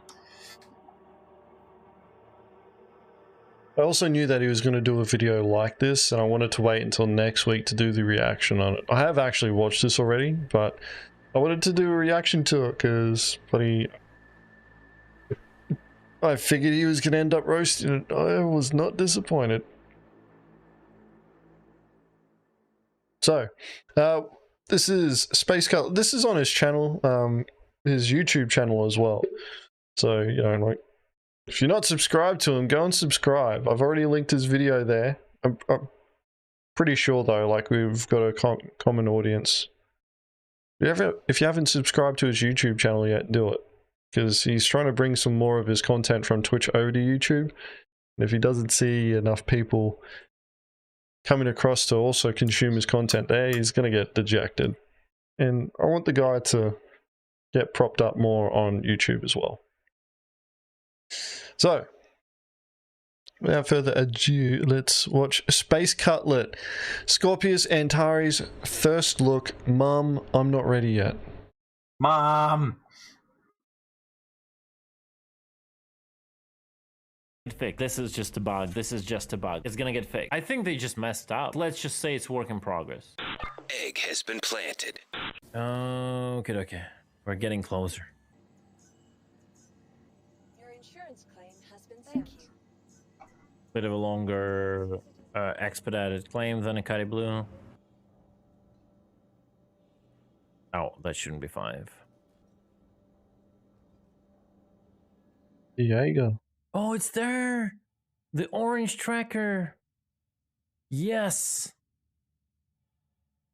Now that's pretty cool. The orange I'll take laser. That. I'm more excited about the orange laser than about Me the entire too. Me too. This thing's been probably claimed already. Has a paint, it has guns, I'm not gonna bother with missiles. Oh shit, it has 3 power plants? Wait. I did buy Jaeger. What the? Oh man, you wanted me to run again? Yeah, it's like probably a future-proof thing. Any ship right now can run on one power plant. Because if you look at the power plant consumption, it's miserable. I think it's a future-proof thing whenever they actually would balance out the power supply for EMP, QED, and guns. It would require quite a lot. Oh, it uses a small quantum drive. You must be shitting me. Oh my god. that's another huge L in the bucket. Oh. Huge L, dude. Let me guess. It doesn't have like 5,000 quantum fuel, right? I'll just buy it just in case, but I believe 583 quantum fuel. Oh no. It will. They could have at least given it, just because of its purpose, they could have given it like a bigger quantum fuel pod so you can use VK00. That's a huge L. Oh wait, yeah, of course I can equip it, but I will not fly with it anywhere unless I'm not leaving Crusader, you know? I think they did a good job removing snare from it. Because if they would give it a snare and then remove it after they sell it, it would be an outrage in the community. It's better to add functionality and not remove it after the sale. Because when you add functionality, no one can complain. They can. They will. You're still with me, dude. Somebody will complain about it. No, everyone went away.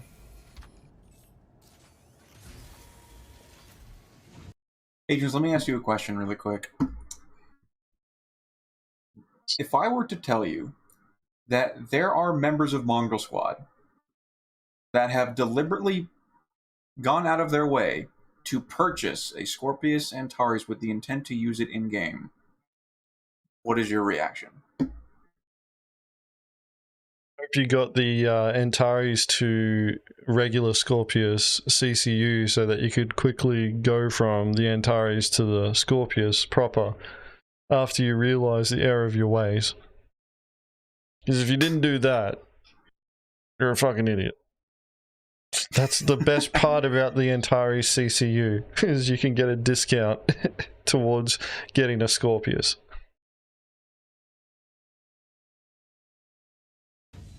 Tell them to buy blue. I shouldn't need to tell them that. I don't have any access to any devices. No, that's not the base paint, no. I had that paint specifically. I was holding it for Antares.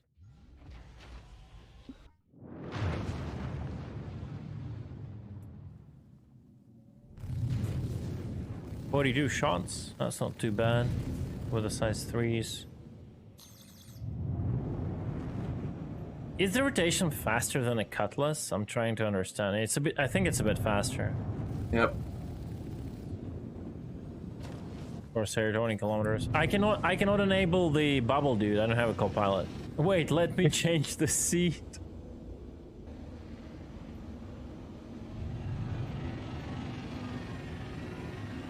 Oh my god. It's just... That's how you fucking boys merge, alright?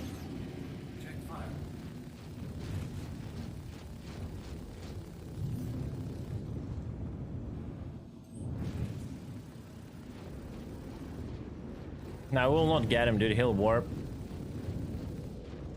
Turn the QED on. Oh, engine Turn wash. the QED on. It's our moment. TG have to do something with his engines. It's pretty bad. Co-pilot, turn the QED on. Oof, that hit. Oh, wait. Oh, he's spinning now, I think. Whoa, the desync. The premise, I want to talk about this really quick. The fucking premise of CIG's excuse behind why the co-pilot has the other functions of the device, saying that it would make the Antares way too overpowered. And it's like, sure, there's a fucking argument there, but what about ships like any EMP ships or the other QED ships? Because the pilot has control of flight, countermeasures, missiles, weapons, QED or EMP. Okay, that's 5, right? With the Antares, if the pilot controlled the devices, you're simply adding 1 extra device. 1. So you have flight, countermeasures, missiles, weapons, EMP, QED. Dobbs, you don't understand. It's too much. I just wanted to I just wanted to put that into perspective. Okay? COG's told us it's too much. It is just one extra device. And people saying that like, oh, it's hard for the fucking pilot to turn on the QED whilst in fucking combat. No, it fucking isn't, dude. Like, shut up.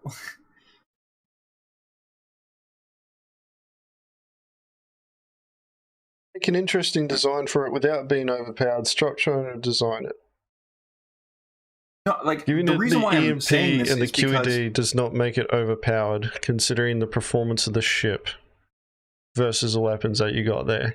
Cutlet is struggling with assistance on trying to take down a Corsair.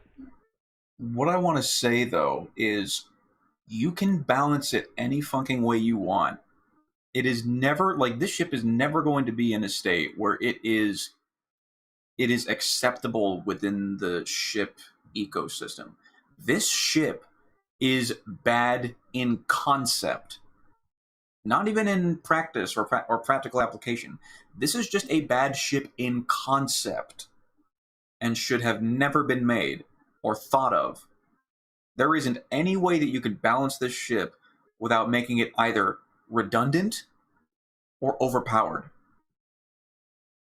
Like I said, this is just a bad ship in concept.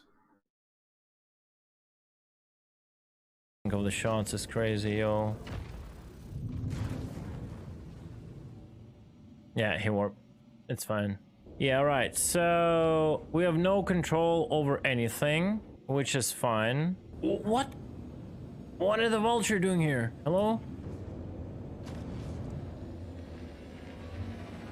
13.7 G's tricord? I mean, yeah.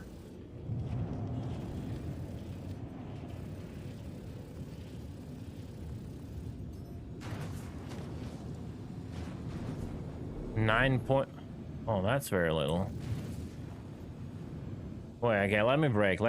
Give me a break. Maybe I'm doing something wrong. Okay, decoupled, switch, check. Let's just break. Like, I don't fly Scorpius, so I don't know. So, forward, 8. Backwards, 4. 2.3, 2.3, up strafe, 5.5, down strafe, 2.8. Tricords, 13.7. Up strafe boosting, 12.8. 9.6 forward without the boot. Wait, what?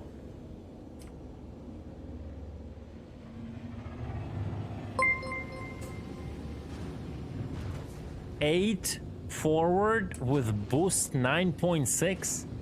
Boost adds 1.6. There's something wrong with the boost apparently. How like boost can only add 1.6? Usually boost is around like twice. Yeah, look. The back strafe 4, boosting 4.8.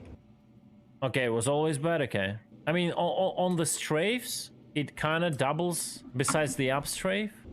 Change configuration. I think part of the reason why is because it's Scorpius is probably prepped for same shit. master modes. I mean, come on.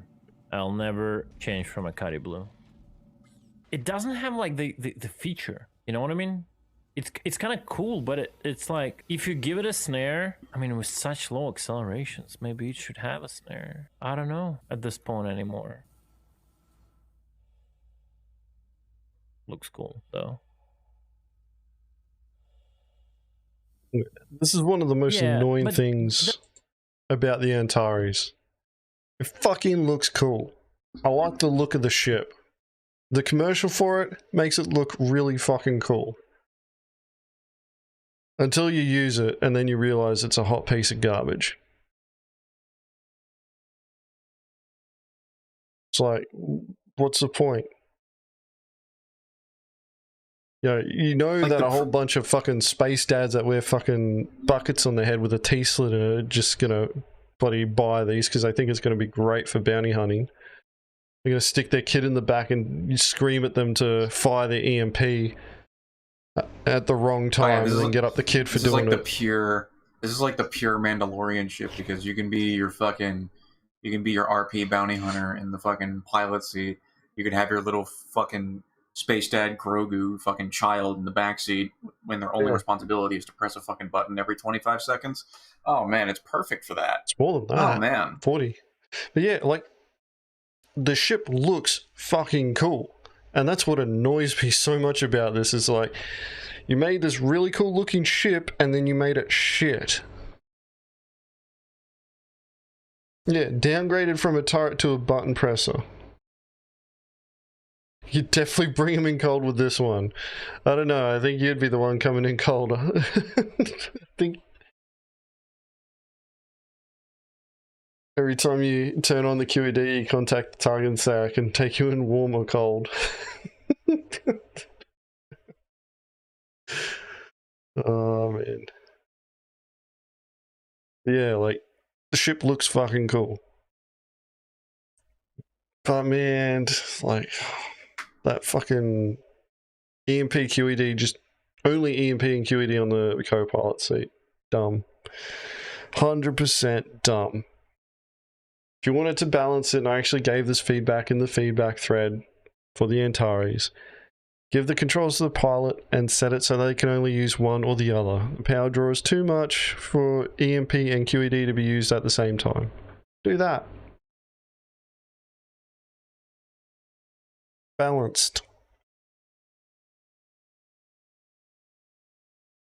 Realistically though, most people are just going to stick to using the QED because we now have soft death.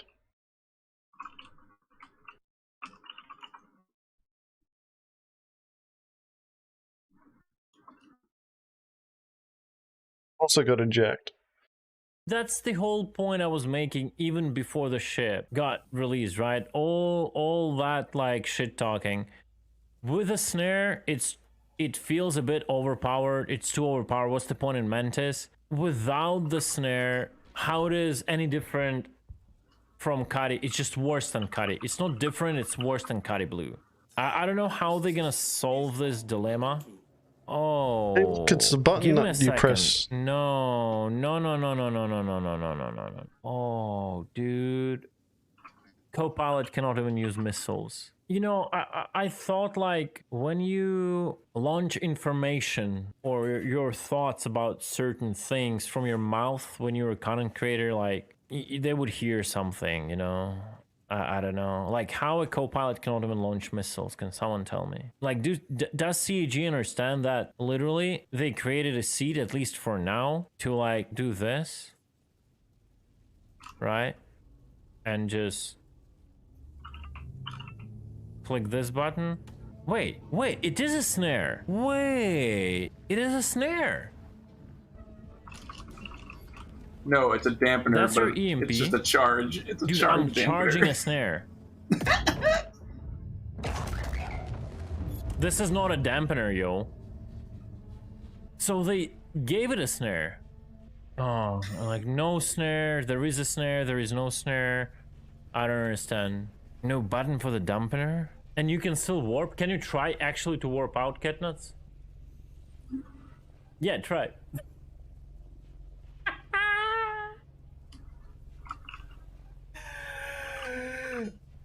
No, the snare doesn't work. I'm just saying for those who didn't understand, the snare doesn't work.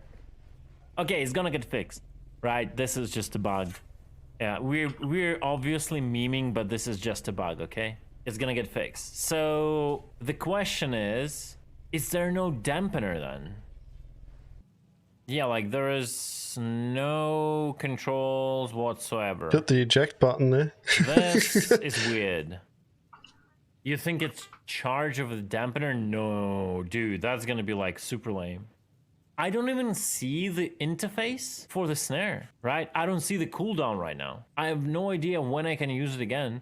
I have no idea when it can be charged. Like, let's just say it's work in progress. Yeah, it's tied to Fire 1 and Fire 2. I think they just messed up. Because what Aircool does, it just takes the values. So I think they just messed up the values. 1 meter radius, jammer range, 2000 meters. What? Yeah, I think it's just they're gonna fix it like next patch or something. I mean, it's always funny to meme and all that, but they gotta decide they want to give it a dampener or dampener and a snare. They definitely have to add a dampener or a snare F interaction. And they have to add a UI to the Copilot that would show you the charge discharge of both EMPs and snare, if there will be a snare. And they definitely have to give the controls of the missiles to Copilot. I hope at least someone from CG is listening right now, either Xylo or... So, to extrapolate on that particular point, if you look at the screen, that's your fucking field of view. Now, if you're using even like head tracking, your field of view is still limited. My personal thoughts is that they add a little like crow's bloody remote camera or something like that to act like a little crow's nest that the pilot can control, co-pilot can control, that allows them to look around, and they can lock onto ships with missiles and then maintain that lock as long as they keep that within visual range. And then once the pilot brings the nose of the ship around to where the missiles can actually, you know, fire and engage, done.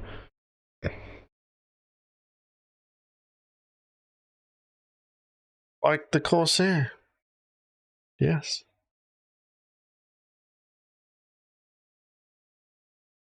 Corsair.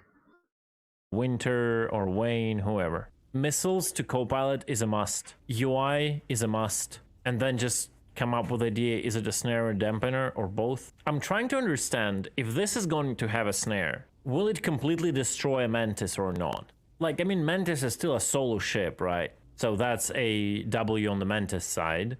Have a snare but no dampener, also, it's also freaking weird. I also think it's weird that the pilot cannot control EMP, because EMP delivery is such a thing, like, for the pilot to do, just feel the distance, because it has a delay. Like, what this guy has to even do, like the co-pilot. I mean, probably in future we'll have a lot of stuff a co-pilot can do, it's just, I'm more of a... People keep saying this, and I haven't seen CIG release anything, any statements or anything like that about what a co-pilot would do in a fighter that would constitute them having to do a lot. Like on the large multi-crew ships, you're going to have, what was it, the relays, and you can access the components to conduct repairs. The second seat in a fighter, like, what are they going to do? They can't reroute power to components unless CIG is making it so that you can remotely access fucking relay switches around the ship, which during the middle of a fight, I don't really see you trying to do that. Unless you're an Antares co-pilot, in which case you got all the fucking time in the world to do with all that sort of stuff. Until the pilot starts yelling at you to fire the EMP and you're bloody in a different menu trying to reroute power so that you can actually charge this stupid thing. Like, that's just it. I've always been confused by that statement. It's like, yeah, the co-pilot will have stuff to do, and I'm like, they're in a fighter. What else do they need to do? Like, these ships aren't that complex to fly. They really aren't. So what levels of complexity are they going to add that requires a second person to be able to maximize the efficiency of the ship? That's what I want to know.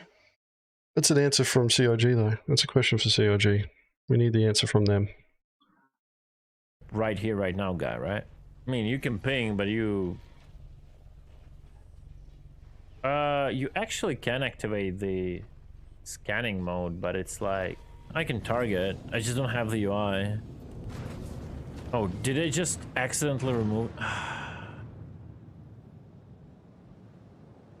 Wait, what is this effect? Is it just a glitch? Like, I kind of powered down the snare and it does this right now. Or is it just a new effect for the Scorpius when it's kind of turned on but not enabled? I don't know, they could do something like play with a snare. For example, give it a snare that has a very low cooldown, right? Like, make it somehow unique, right? So you want to put those two people in a ship. Like, make a snare with a super fast cooldown, like 10 seconds. Both cooldown and charge up time. I think they can all do it for now. At least they should have done the canopy open here so I can enjoy the views better. Initial thoughts, no thoughts right now. I think they haven't finished the ship. I just have this feeling. I don't know when the EMP is charged, right? Is it charged at 77? Is it a super fast charge? I don't get it. Can I scan? It's not. Takes a little bit longer than it, Warlock's EMP to charge. I think. Check file. No, I cannot even scan apparently. Yeah. I mean, it's what Kavaska wanted. So at this point, Fox, nobody knows what it does and doesn't have. Oh, I do see signatures. We don't find out that information until later after he does this stream.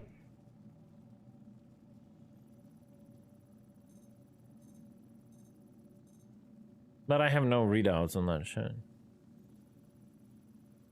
Yeah, just I have no. This is the same as all the co-pilot seats. It's not giving me anything. Nope. Change MFD screens to what? Weapons, heat, power. There's nothing to change it to. I can change the power and see if you can change the MFD, the power stuff. To surrender. Blues, get in a ship. We'll go away and I'll try to activate the bubble, having a pilot inside and see if it will not allow you to warp. Co-pilot definitely has to have access to missiles, proper UI and all that. This is, I think it's just not finished. Like if CIG want to hold true to the statement that they don't want to release any more like ships that don't have proper functionality, my only assumption is it's not finished. It just cannot be like released like this. Get nuts. Let's go further away towards Blues and try to bubble him up. I mean, it's nice. You can do like everything besides combat and stuff. You can manage the party. You can talk to victims. No, I cannot. I cannot manage the power triangle. You can't manage the power triangle? What?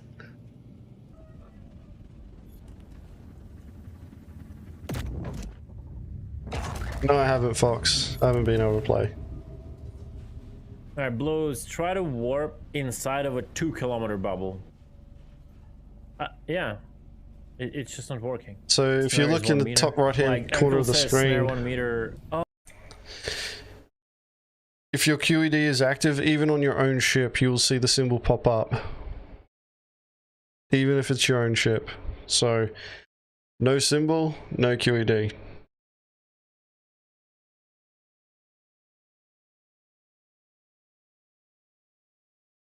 Oh, snare 1 meter, dampener 2 kilometers, but I have no way to activate a dampener, right? There's no button to activate a dampener. Yeah, it's just not finished. That's a GG. Okay, I mean, it is what it is. Hope it gets in a better place before it gets released. Like, the 1 meter thing is definitely a mistake. Relax, guys. It's just a bug. I mean, it's just the wrong value as usual, right? Not even a bug. I don't even think they want a snare to be on the ship, I guess, and that's the whole problem. The snare was 1 meter, but the default keybind would activate the snare instead of a dampener. And that's something we've been asking for Kari Blue and for Mantis for years. The hotkey should activate the dampener, not a snare. You should have a dampener on a hotkey, like your second fire group, whatever. And then the snare in a Mantis should be activated with the inner thought, like whatever, F menu. And just hopefully there will be at least one use out of Antares. If they switch that and change it, we might get it on other ships too. If that's going to be the case, that's going to be a reason why I love Antares, that it would make this change.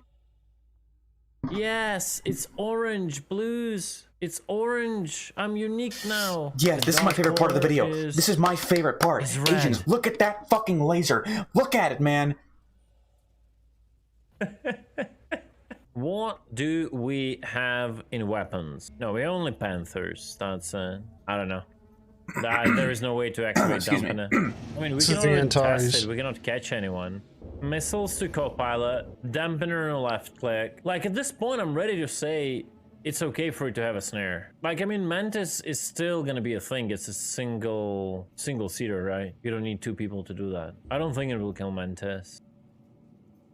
Nah, like, you cannot give a 10-kilometer snare, Hannah. Because of how currently snare works, it's gonna cripple the snare capability, basically. By the way, Agens, Voidyvid's just released a video. Voidyvid's just released a video an hour ago called "The Greatest Space Pirate Game Is Out, But You Can't Play," and apparently, we get a mention in this video. What do you think? Should we watch it? Pretty sure this was uploaded during stream. Yeah, we can check it out after this. I'll add it to the playlist. Like, the pull-out radius from warp should not be tied to your dampening capability. If you put distortion weapons on the blues, there is no reason why this ship is better than the blue right now. This is the sad truth. Like, EMP is worse than distortion anyway, so... Like, at this rate, this shit needs a snare, honestly. I don't think it needs a snare at all. So it's just bad shit. We can move on though, right? I'm pretty sure we've talked this topic into the ground at this point. The discussion point on the snare I just want to touch on before we move on. I initially thought that it needed a snare too, but the purpose of this ship is to engage others in combat. The snare, like the Mantis, is designed to pull ships out of quantum travel. That's its primary purpose, and prevent them from entering quantum travel again. Whereas the Antares' purpose is to engage and disable other targets. The dampener is there to keep it from running away. And because of the nature of the way that EMP works, you need to get close anyway. So you will naturally, during your engagement on the target, be within dampener range anyway. If you put a snare on it, it's like, yeah, I pulled you out of quantum travel now. Sweet. And now I'm just going to move within bloody combat range of you anyway and, you know, engage you. Don't see the need for it to have that capability when you've got another ship that can do that.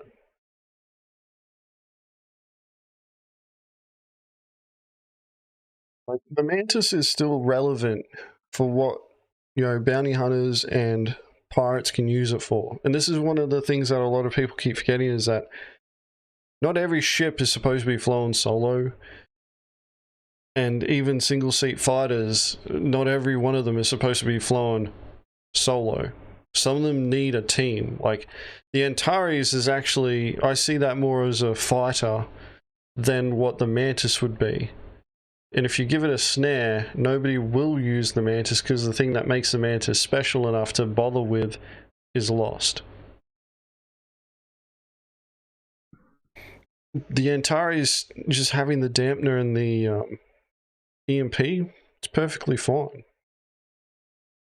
Like, you should be trying to balance out your team anyway. Like, all these solo bounty hunters that keep thinking that they're going to be fucking going around by themselves, or, you know, like with a fucking little pseudo Grogu now and their fucking Antares, it's still not going to be enough.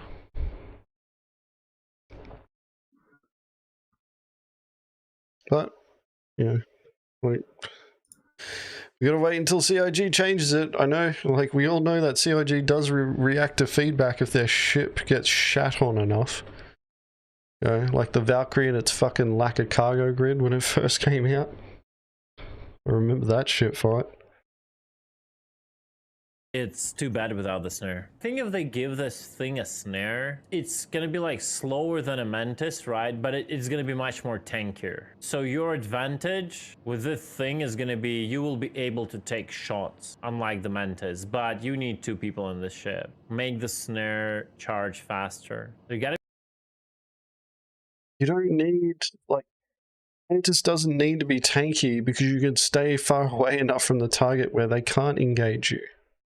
Like, unless you're dealing with a smaller fighter or like a fighter that can move faster than your mantis, you don't really need to worry about being close. Like, this is the problem where people are still thinking along the lines of like solo, or, you know, like 2 or 3 people, you know, playing together. Piracy involves more people. You know, bounty hunting is probably going to involve more people. You're going to have to make some concessions with, you know, the equipment that you're using. Realistically, I'd bring a Mantis, and if they made the bloody controls on the Antares bloody pilot controllable, I'd bring a Mantis and an Antares to a fight. Wouldn't bother putting anybody in the co-pilot seat of the Antares, because the pilot can control everything that they need to. But if you've got a Mantis there, and they, you know, COG follows the suggestion that you can either only use one or the other on the Antares, Antares would just be rocking EMP.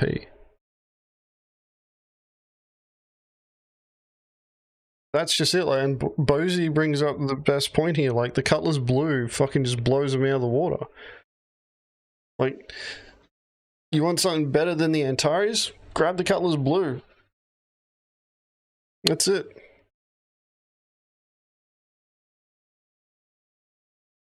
Yes, SE is a solo game. That doesn't mean that you're going to be able to do everything solo.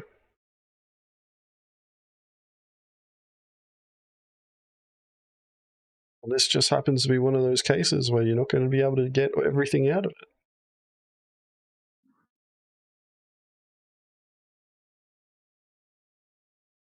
Gotta be like some kind of a balance between that shit, right?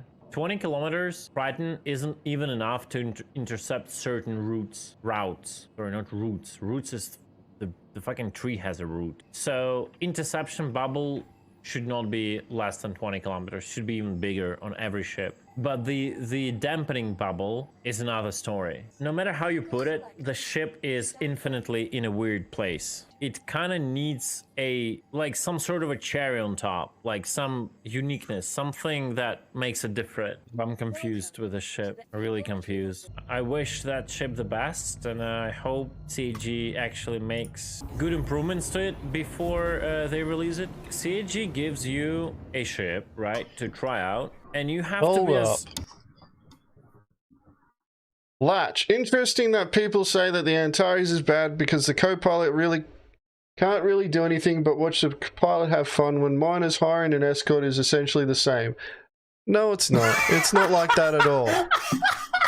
It's not like that at all. If your escort is sitting around watching the fucking miner do all their job, they're not doing theirs.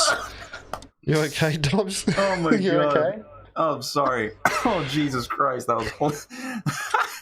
Wow, that was fucking hilarious. That was a good one. Holy shit. Like, dead set. Your escort, you're not using your escorts right if you're doing that shit. Like, that's a fucking PvP tard mentality if I fucking ever heard one. The escort should not be sitting there watching the prospector do their thing. They are supposed to be looking for threats, because that's their job. That's their job. They're your security. Here's the thing. Escorts are a form of insurance. People are complaining that there's no cargo insurance in game yet. No, there is. You just gotta fucking pay for it. And it's not an automated thing. You gotta engage another player. Escorts and turret gunners are a form of insurance. When you start thinking of it like that, it starts making more sense. And for people to keep saying, no, it doesn't work, it doesn't work, it doesn't work. Fuck off, it doesn't work. We use them all the time. You know what happens to all the pirates that are there during an attack after it's all said and done and we transferred all the cargo onto our own ships? Everybody becomes an escort for that ship. And we all pick up and we move together as one. We land at the outpost and everybody's fucking looking out. Because guess who our biggest threat is? Yeah. Go ahead. Yeah, guess who our fucking threats are once we've got cargo? Are the pirates. So if the pirates are the ones fucking using escorts and turret gunners, and they're concerned about pirates hitting them, maybe it's just a good idea to fucking follow the example of the people who know what the genuine threats are, because they are the genuine threats to others as well. We are living examples of practical use of escorts in Star Citizen. And if it's anyone that knows the viability of using them for industrial gameplay, it's us. Okay? And like it's always funny because it's like you're talking to the people who use them because we know what type of threat pirates actually represent, and you can stop them.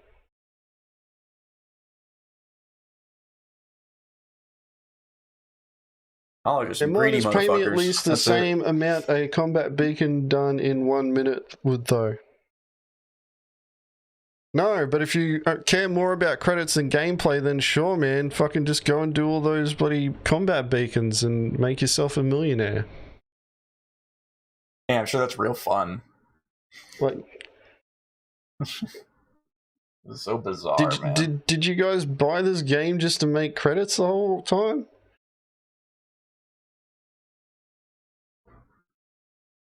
You know, maybe invest in what the miner's doing as well, so that you've got a stake in what they're doing.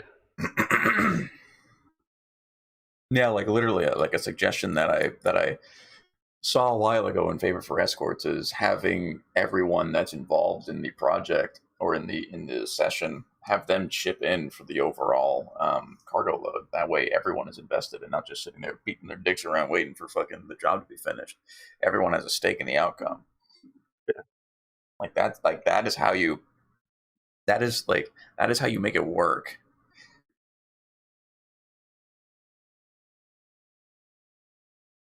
They're a team.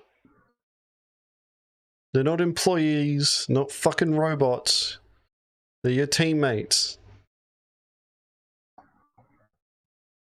I would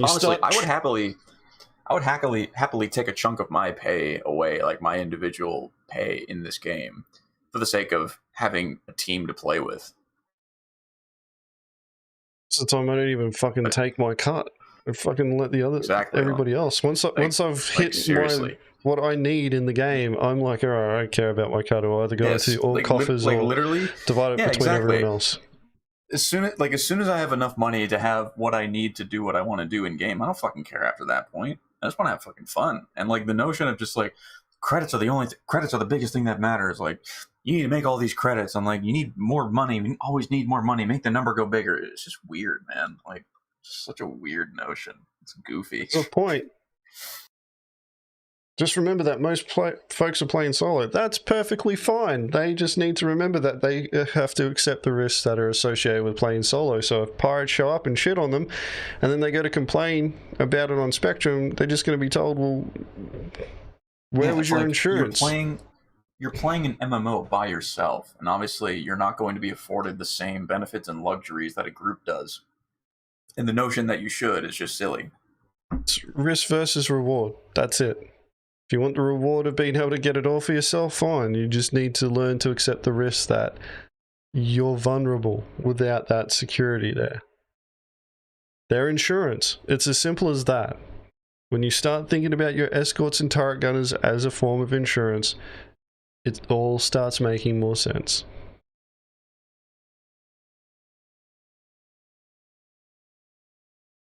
All right. Thank you, Space Cutlet, for that informative and entertaining video on the Antares. I hope we never discuss this again and just forget this whole thing. It's going to keep going. We're going to keep talking about the Antares. I actually plan on doing a video. I'm going to grab all the reactions that I have that I've done of the Antares so far and just smash them together into something. No. What is that? What the fuck is that going to do? It's just me making noise, man, because CIG doesn't like noise, right? Oof. Oof, that's pretty controversial. Right. Might not want to say that. Oh, what are they gonna do? Send me a warning? Ooh, hold up. Calm down, Voidy. Alright, so we're gonna move on to the next one. This video apparently came out like last time. Like during the stream.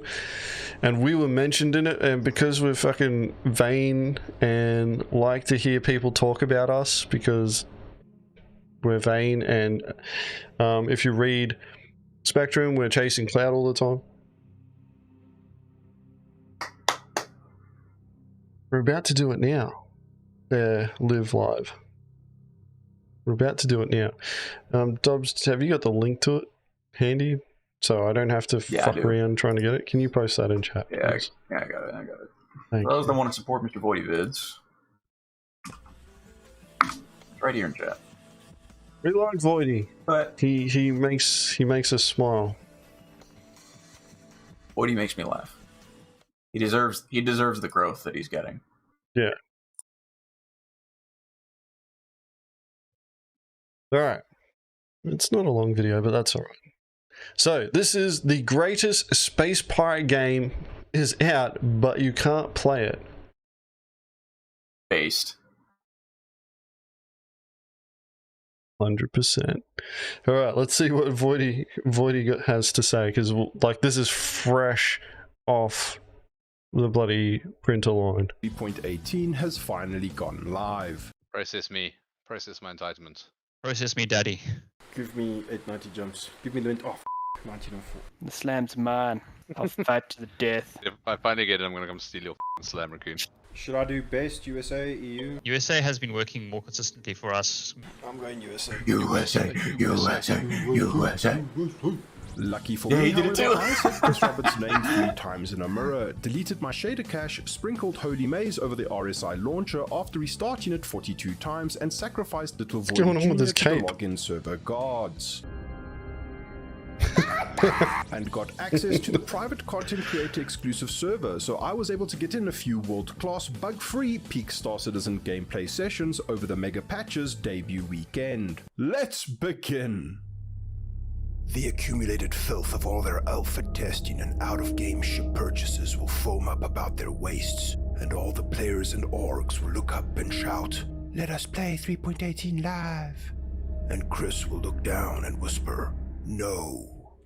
The transition to 3.18 live has been rough, but what online game launch, major update or big expansion have you been a part of that hasn't been a total cluster? Oh, Jesus.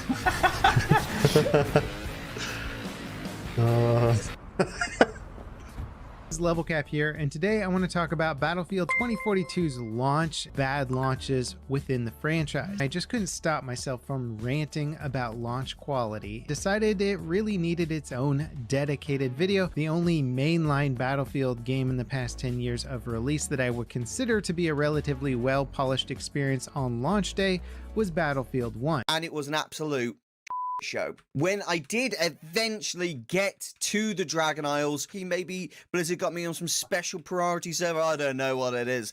Did a few quests. One of the quests instantly logs you out. I'm actually in the game now? Oh my god. Alright. It just put me back in queue! Bro, what the f— Let's see how long this takes to go down. Let's see how long it takes to go down. Maybe I remember this day, dude. Oh my god. This is modern gaming. At least Star Citizen has cool new technology like persistent entity streaming and maximum fidelity as an excuse. We're on our way to Jumptown in a Mercury Star Runner, and as you know, all good ships have a name, so I decided to call this one Slam Bam Thank You Ma'am. Jumptown might not be live yet, but illicit product trading certainly is, and since less than 0.001% of the Star Citizen community can connect to a server at this time, I figure this will be the safest and easiest smuggle cuddle run in history. In a rare Voidyvid's occurrence, it all goes off without a hitch, except by off without a hitch, I mean I parked like a dickhead and cannot get back into my ship. Okay, see if you can get on the ship, otherwise I'll put you in the box. Hey, you got a box, bro. What's in there? Yeah, it's a helmet. Good thing that known helmet enthusiast knows are you crawling? The login errors Just and is able track to beam that box out and then Mustang. Oh no, it's a tiny one. He usually flies literally murders him whenever he gets into the seat. Man, what high fidelity 3.18 epic features. Box on the fucking. Is there a code not to steal from your fellow Mustang opens up both ways? Closer. Thanks for the I didn't know that. Yoink. As more of the boys get Shows how online, much you know I about team this up game, with known Agens. liability, Yeah, good clearly. doobie-doobie, but Fucking doobie noob. dish to do some looting and preparation, but sometimes even your fake space internet friends cannot be depended on. Let's see how. Oh no! Is he not wearing a helmet? Loot before Gadu gets in. I have a survival estimate of 15 seconds. This is great. Oh, did you not have a helmet on? Helmet. And then I closed the airlock right in front of you. Likely. Good luck, buddy. I want your helmet, just but I stunned him. can't leak He's you. taking his helmet. Didn't let me leak you. He's gonna kill him because he's. No.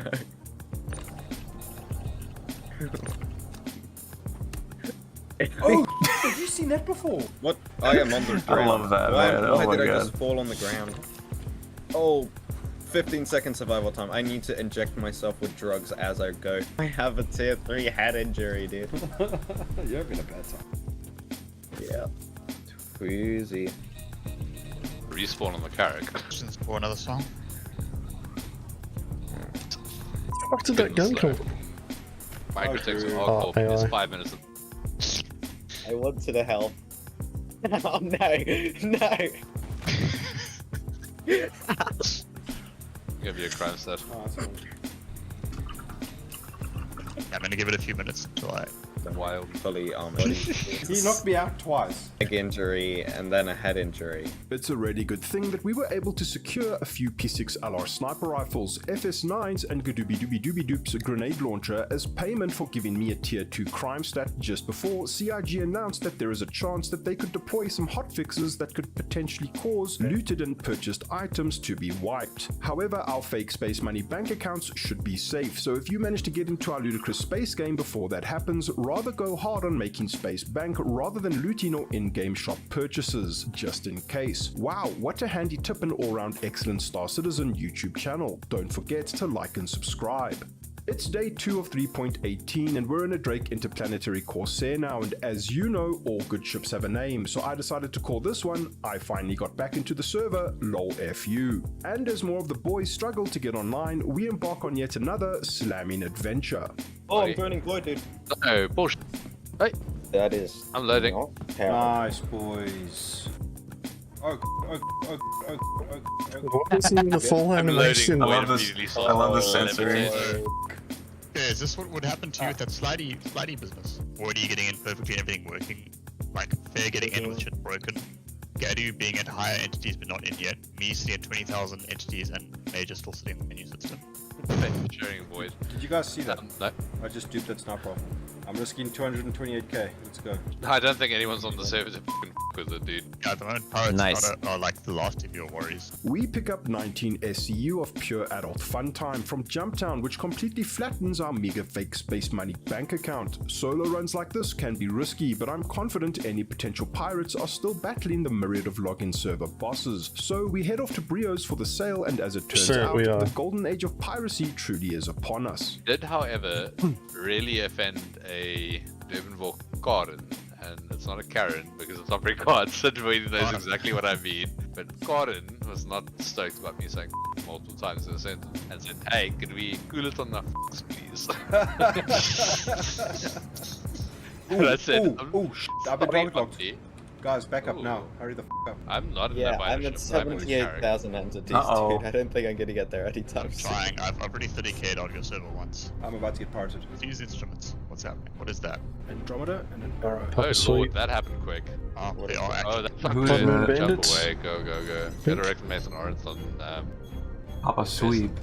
Not all smuggles are made of cuddles, and my life savings is on this Why is that name Corsair, familiar? and I'm not about to let a pair of Mongrel Squad wannabes deprive me of my hard-earned cargo. So I tried to smart nonetheless. We set a course for Hurston to deposit our adult fun time load at Reclamation and Disposal Orinth over 31 million kilometers away. They were probably the escorts, because they were trying to sell as well. Black Fleet. Components Yeah, is that's a it. pipe dream at this stage of the game, so enjoy that. Black That's Fleet. why we're- That's right. We disembark and make a pretty uneventful sale, but our fake space money profits are up. In the bank, saved.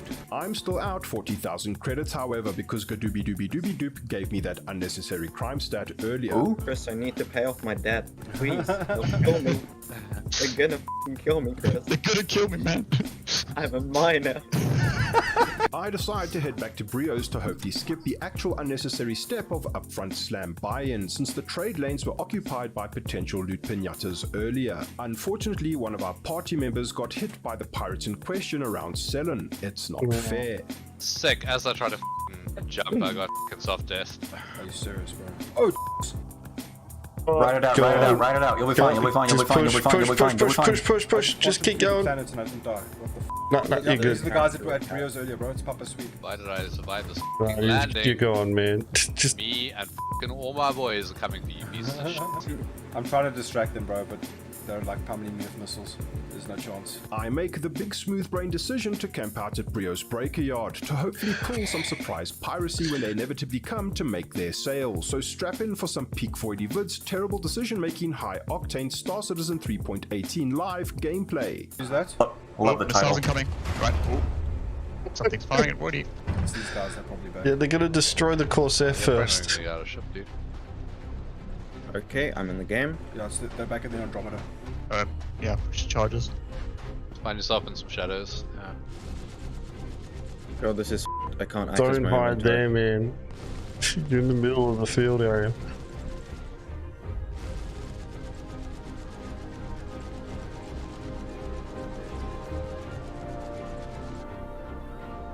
Connie's coming down for assault. Yeah, but the other guy's on the ground somewhere. See him? What? Sniper. That's all good. Get out, get out, get Oh out. god, you're camping. Like, oh, it's not a good idea. Still there. To your right. To your right. 3 hours later. Oh, Jesus. Get him. Yes, nice. Nice. Okay, that's one. Watch out for the next. Yeah, he's around. You got a chrome set, you got Papa Sweet. Get on this ship. Oh no. Oh, thrusters. Something. There is. There. Get him. Why are you hip firing? Stop hip firing! Don't die, whatever you do. Rep. Handsome viewer, I know that was frustrating to watch. No one is as disappointed as I am that my dreams of becoming a P6 LR no-scope champion have become completely crushed. Yes, There's only one person that I trust to do that with a P6, and that's Mario. I was not prepared. However, do you know who is prepared? I am Agens Lady, the leader of Mongrel Squad, and no quarter will be given to anyone we pirate. For years we tried negotiating, and most of you wouldn't do it because you knew we couldn't take your cargo. Now, we can. We will board you and take your cargo regardless if you're there or not. Everyone, regardless if you're in a starter ship, fighter, mining ship, gunship, ground vehicle or space yacht, you're all worth something to us. What we care about is gameplay, and that is the ultimate reason why we're raising the red flag for 318. If you have even heard of Star Citizen, then you should know the name Mongrel Squad. The undisputed kings of piracy in our ludicrous space game need no shout out from the likes of me. However, I do think it's pretty epic that they released a threat to the entire Star Citizen community that they are coming for our cargo. This is kind of like that time yes, you can take straight off the holo. And the big bad guy was all like, "You are not prepared." Only instead of it being high budget CGI to announce and expand on the lore, story and gameplay of a theme park MMO, it's actual other real life Star Citizens who can and will provide us with a real sense of danger, and as Agens Letty put it, gameplay. Whether you're a carefree player just out to have a good time in Star Citizen, or if you're anti-piracy and consider anyone who looks at you the wrong way a griefer, do yourself a favor and check out their Pirate Academy content, link in the description. They openly demonstrate their practical methods of illegally procuring cargo, so take the opportunity to know thine enemy. The 3.18 golden age of piracy is finally here, and it's off to a rocky start, but I have never been more excited for what's happening in our ludicrous space game. Thank you, channel patrons, for all your support. You're incredible. Thank you, Voidy Vids, for that excellent and informative video. And thank you for the shout out. We would like to return that shout out in kind for Mr. Voidy Vids. He's currently at 8.24k subscribers. Really, it's gonna pass really good show. At this rate. You know what, he deserves it. He makes really good content. Yeah, he does put a lot of effort into it. Puts a lot of effort. The thing is like, you know, Mongrel Squad is known as a piracy org, and a lot of the other orgs, a lot of the other pirate orgs really haven't tried pushing themselves out there as much as we have. And what you're going to see is in 3.18, a lot of them are going to start pushing out more, especially considering that we can make more of a profit.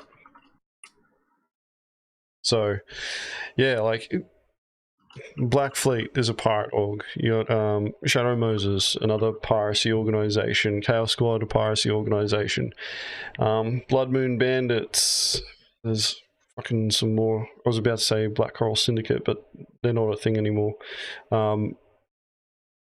Matadors may actually make an appearance. And that's the thing, is that people are going to start learning the names of other pirate organizations. We just happen to be the gluttons for punishment that we are, and just kept pushing, you know, even when it wasn't that profitable, and, you know, like, people were sitting there going, well, I don't want to have to talk to the target, which is fine.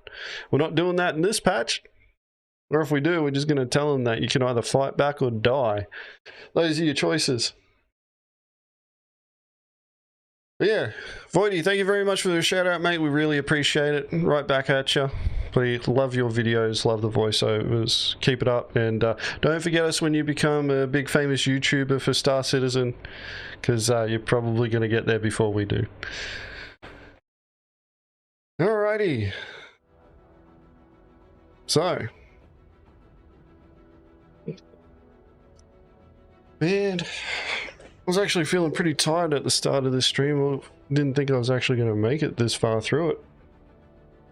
But here we are, we're at the end. It was a bit heated at the start, but I kind of did that on purpose with the first post, because I knew it was going to help wake me up. Help wake me up for the rest of the stream. But, yes. So, we're supposed to be having a Mongrel Court this weekend. And I'm not going to lie to you, I don't have anything prepped, because I've fucking either been busy with work, or I'm still doing this investigation into this excessive griefing warning. I don't want to talk too much about it, because I've got videos that I need to re-record again, because of new information that came out, but also new videos to re-record, edit, and then upload to my personal YouTube channel. So yeah, I'll definitely, that's tomorrow, Agen's problem. That's really about it. Don't know what the topic of discussion for this Mongrel Court is going to be. If you guys have any suggestions, feel free to go to the Mongrel Squad, the Gilded server.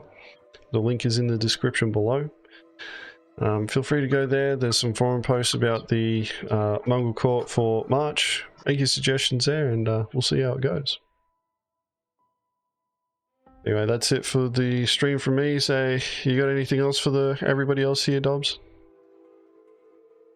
If you want some other piracy sort of gameplay whilst 318 is currently not working, head on over to twitch.tv/Amiro. I will be going over there shortly to play some Sea of Thieves and do the equivalent of what Mongrel Squad does in Star Citizen in Sea of Thieves with some other friends. So if you're into that kind of thing, go over to Amiro's Twitch channel. We'll have some fun. Link it in the chat. Actually, give me a second.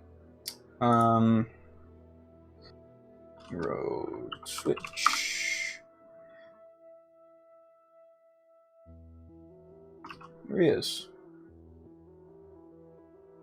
I'm not sure if he's streaming right now, but Twitch will be right here in the chat. 1 second. Here we go. There you go. Might be streaming later. We'll see. And on that note, catch us all later.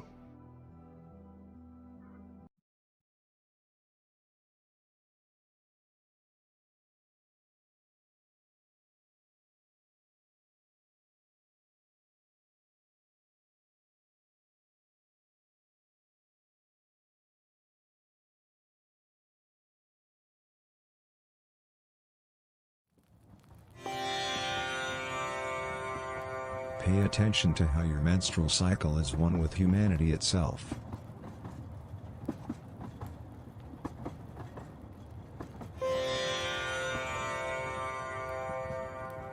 Mistakes can be politics.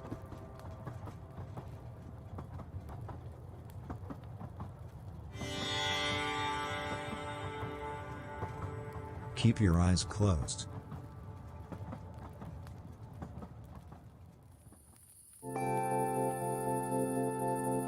Aim yourself upon your feelings.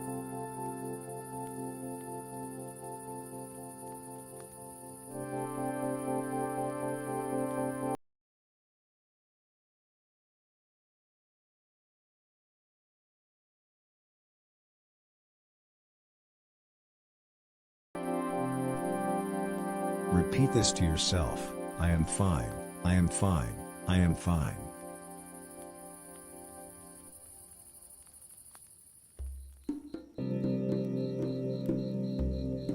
We cannot save the world by partying, we can only save the world by fixing what's been broken.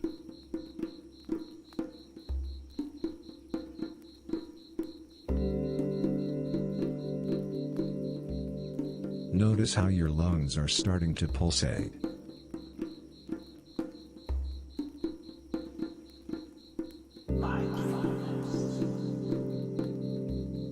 Repeat this mantra to yourself: my life is fine, my life is fine.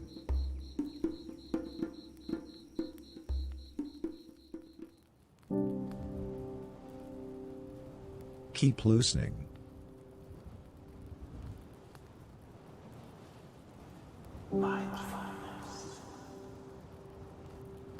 Marriage can be like a constant odyssey.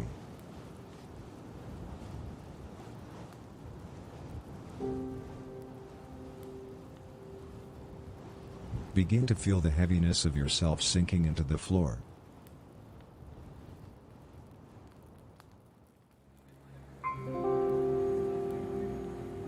Drop your belly.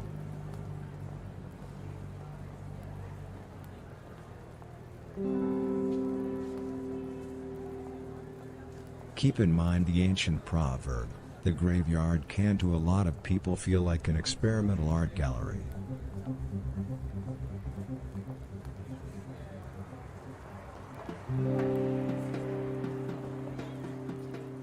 Try not to think about the fact that people who live through stories sabotage fat.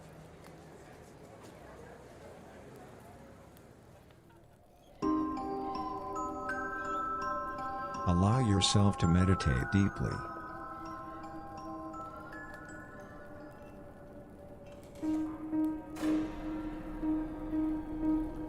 A big thanks to all oats.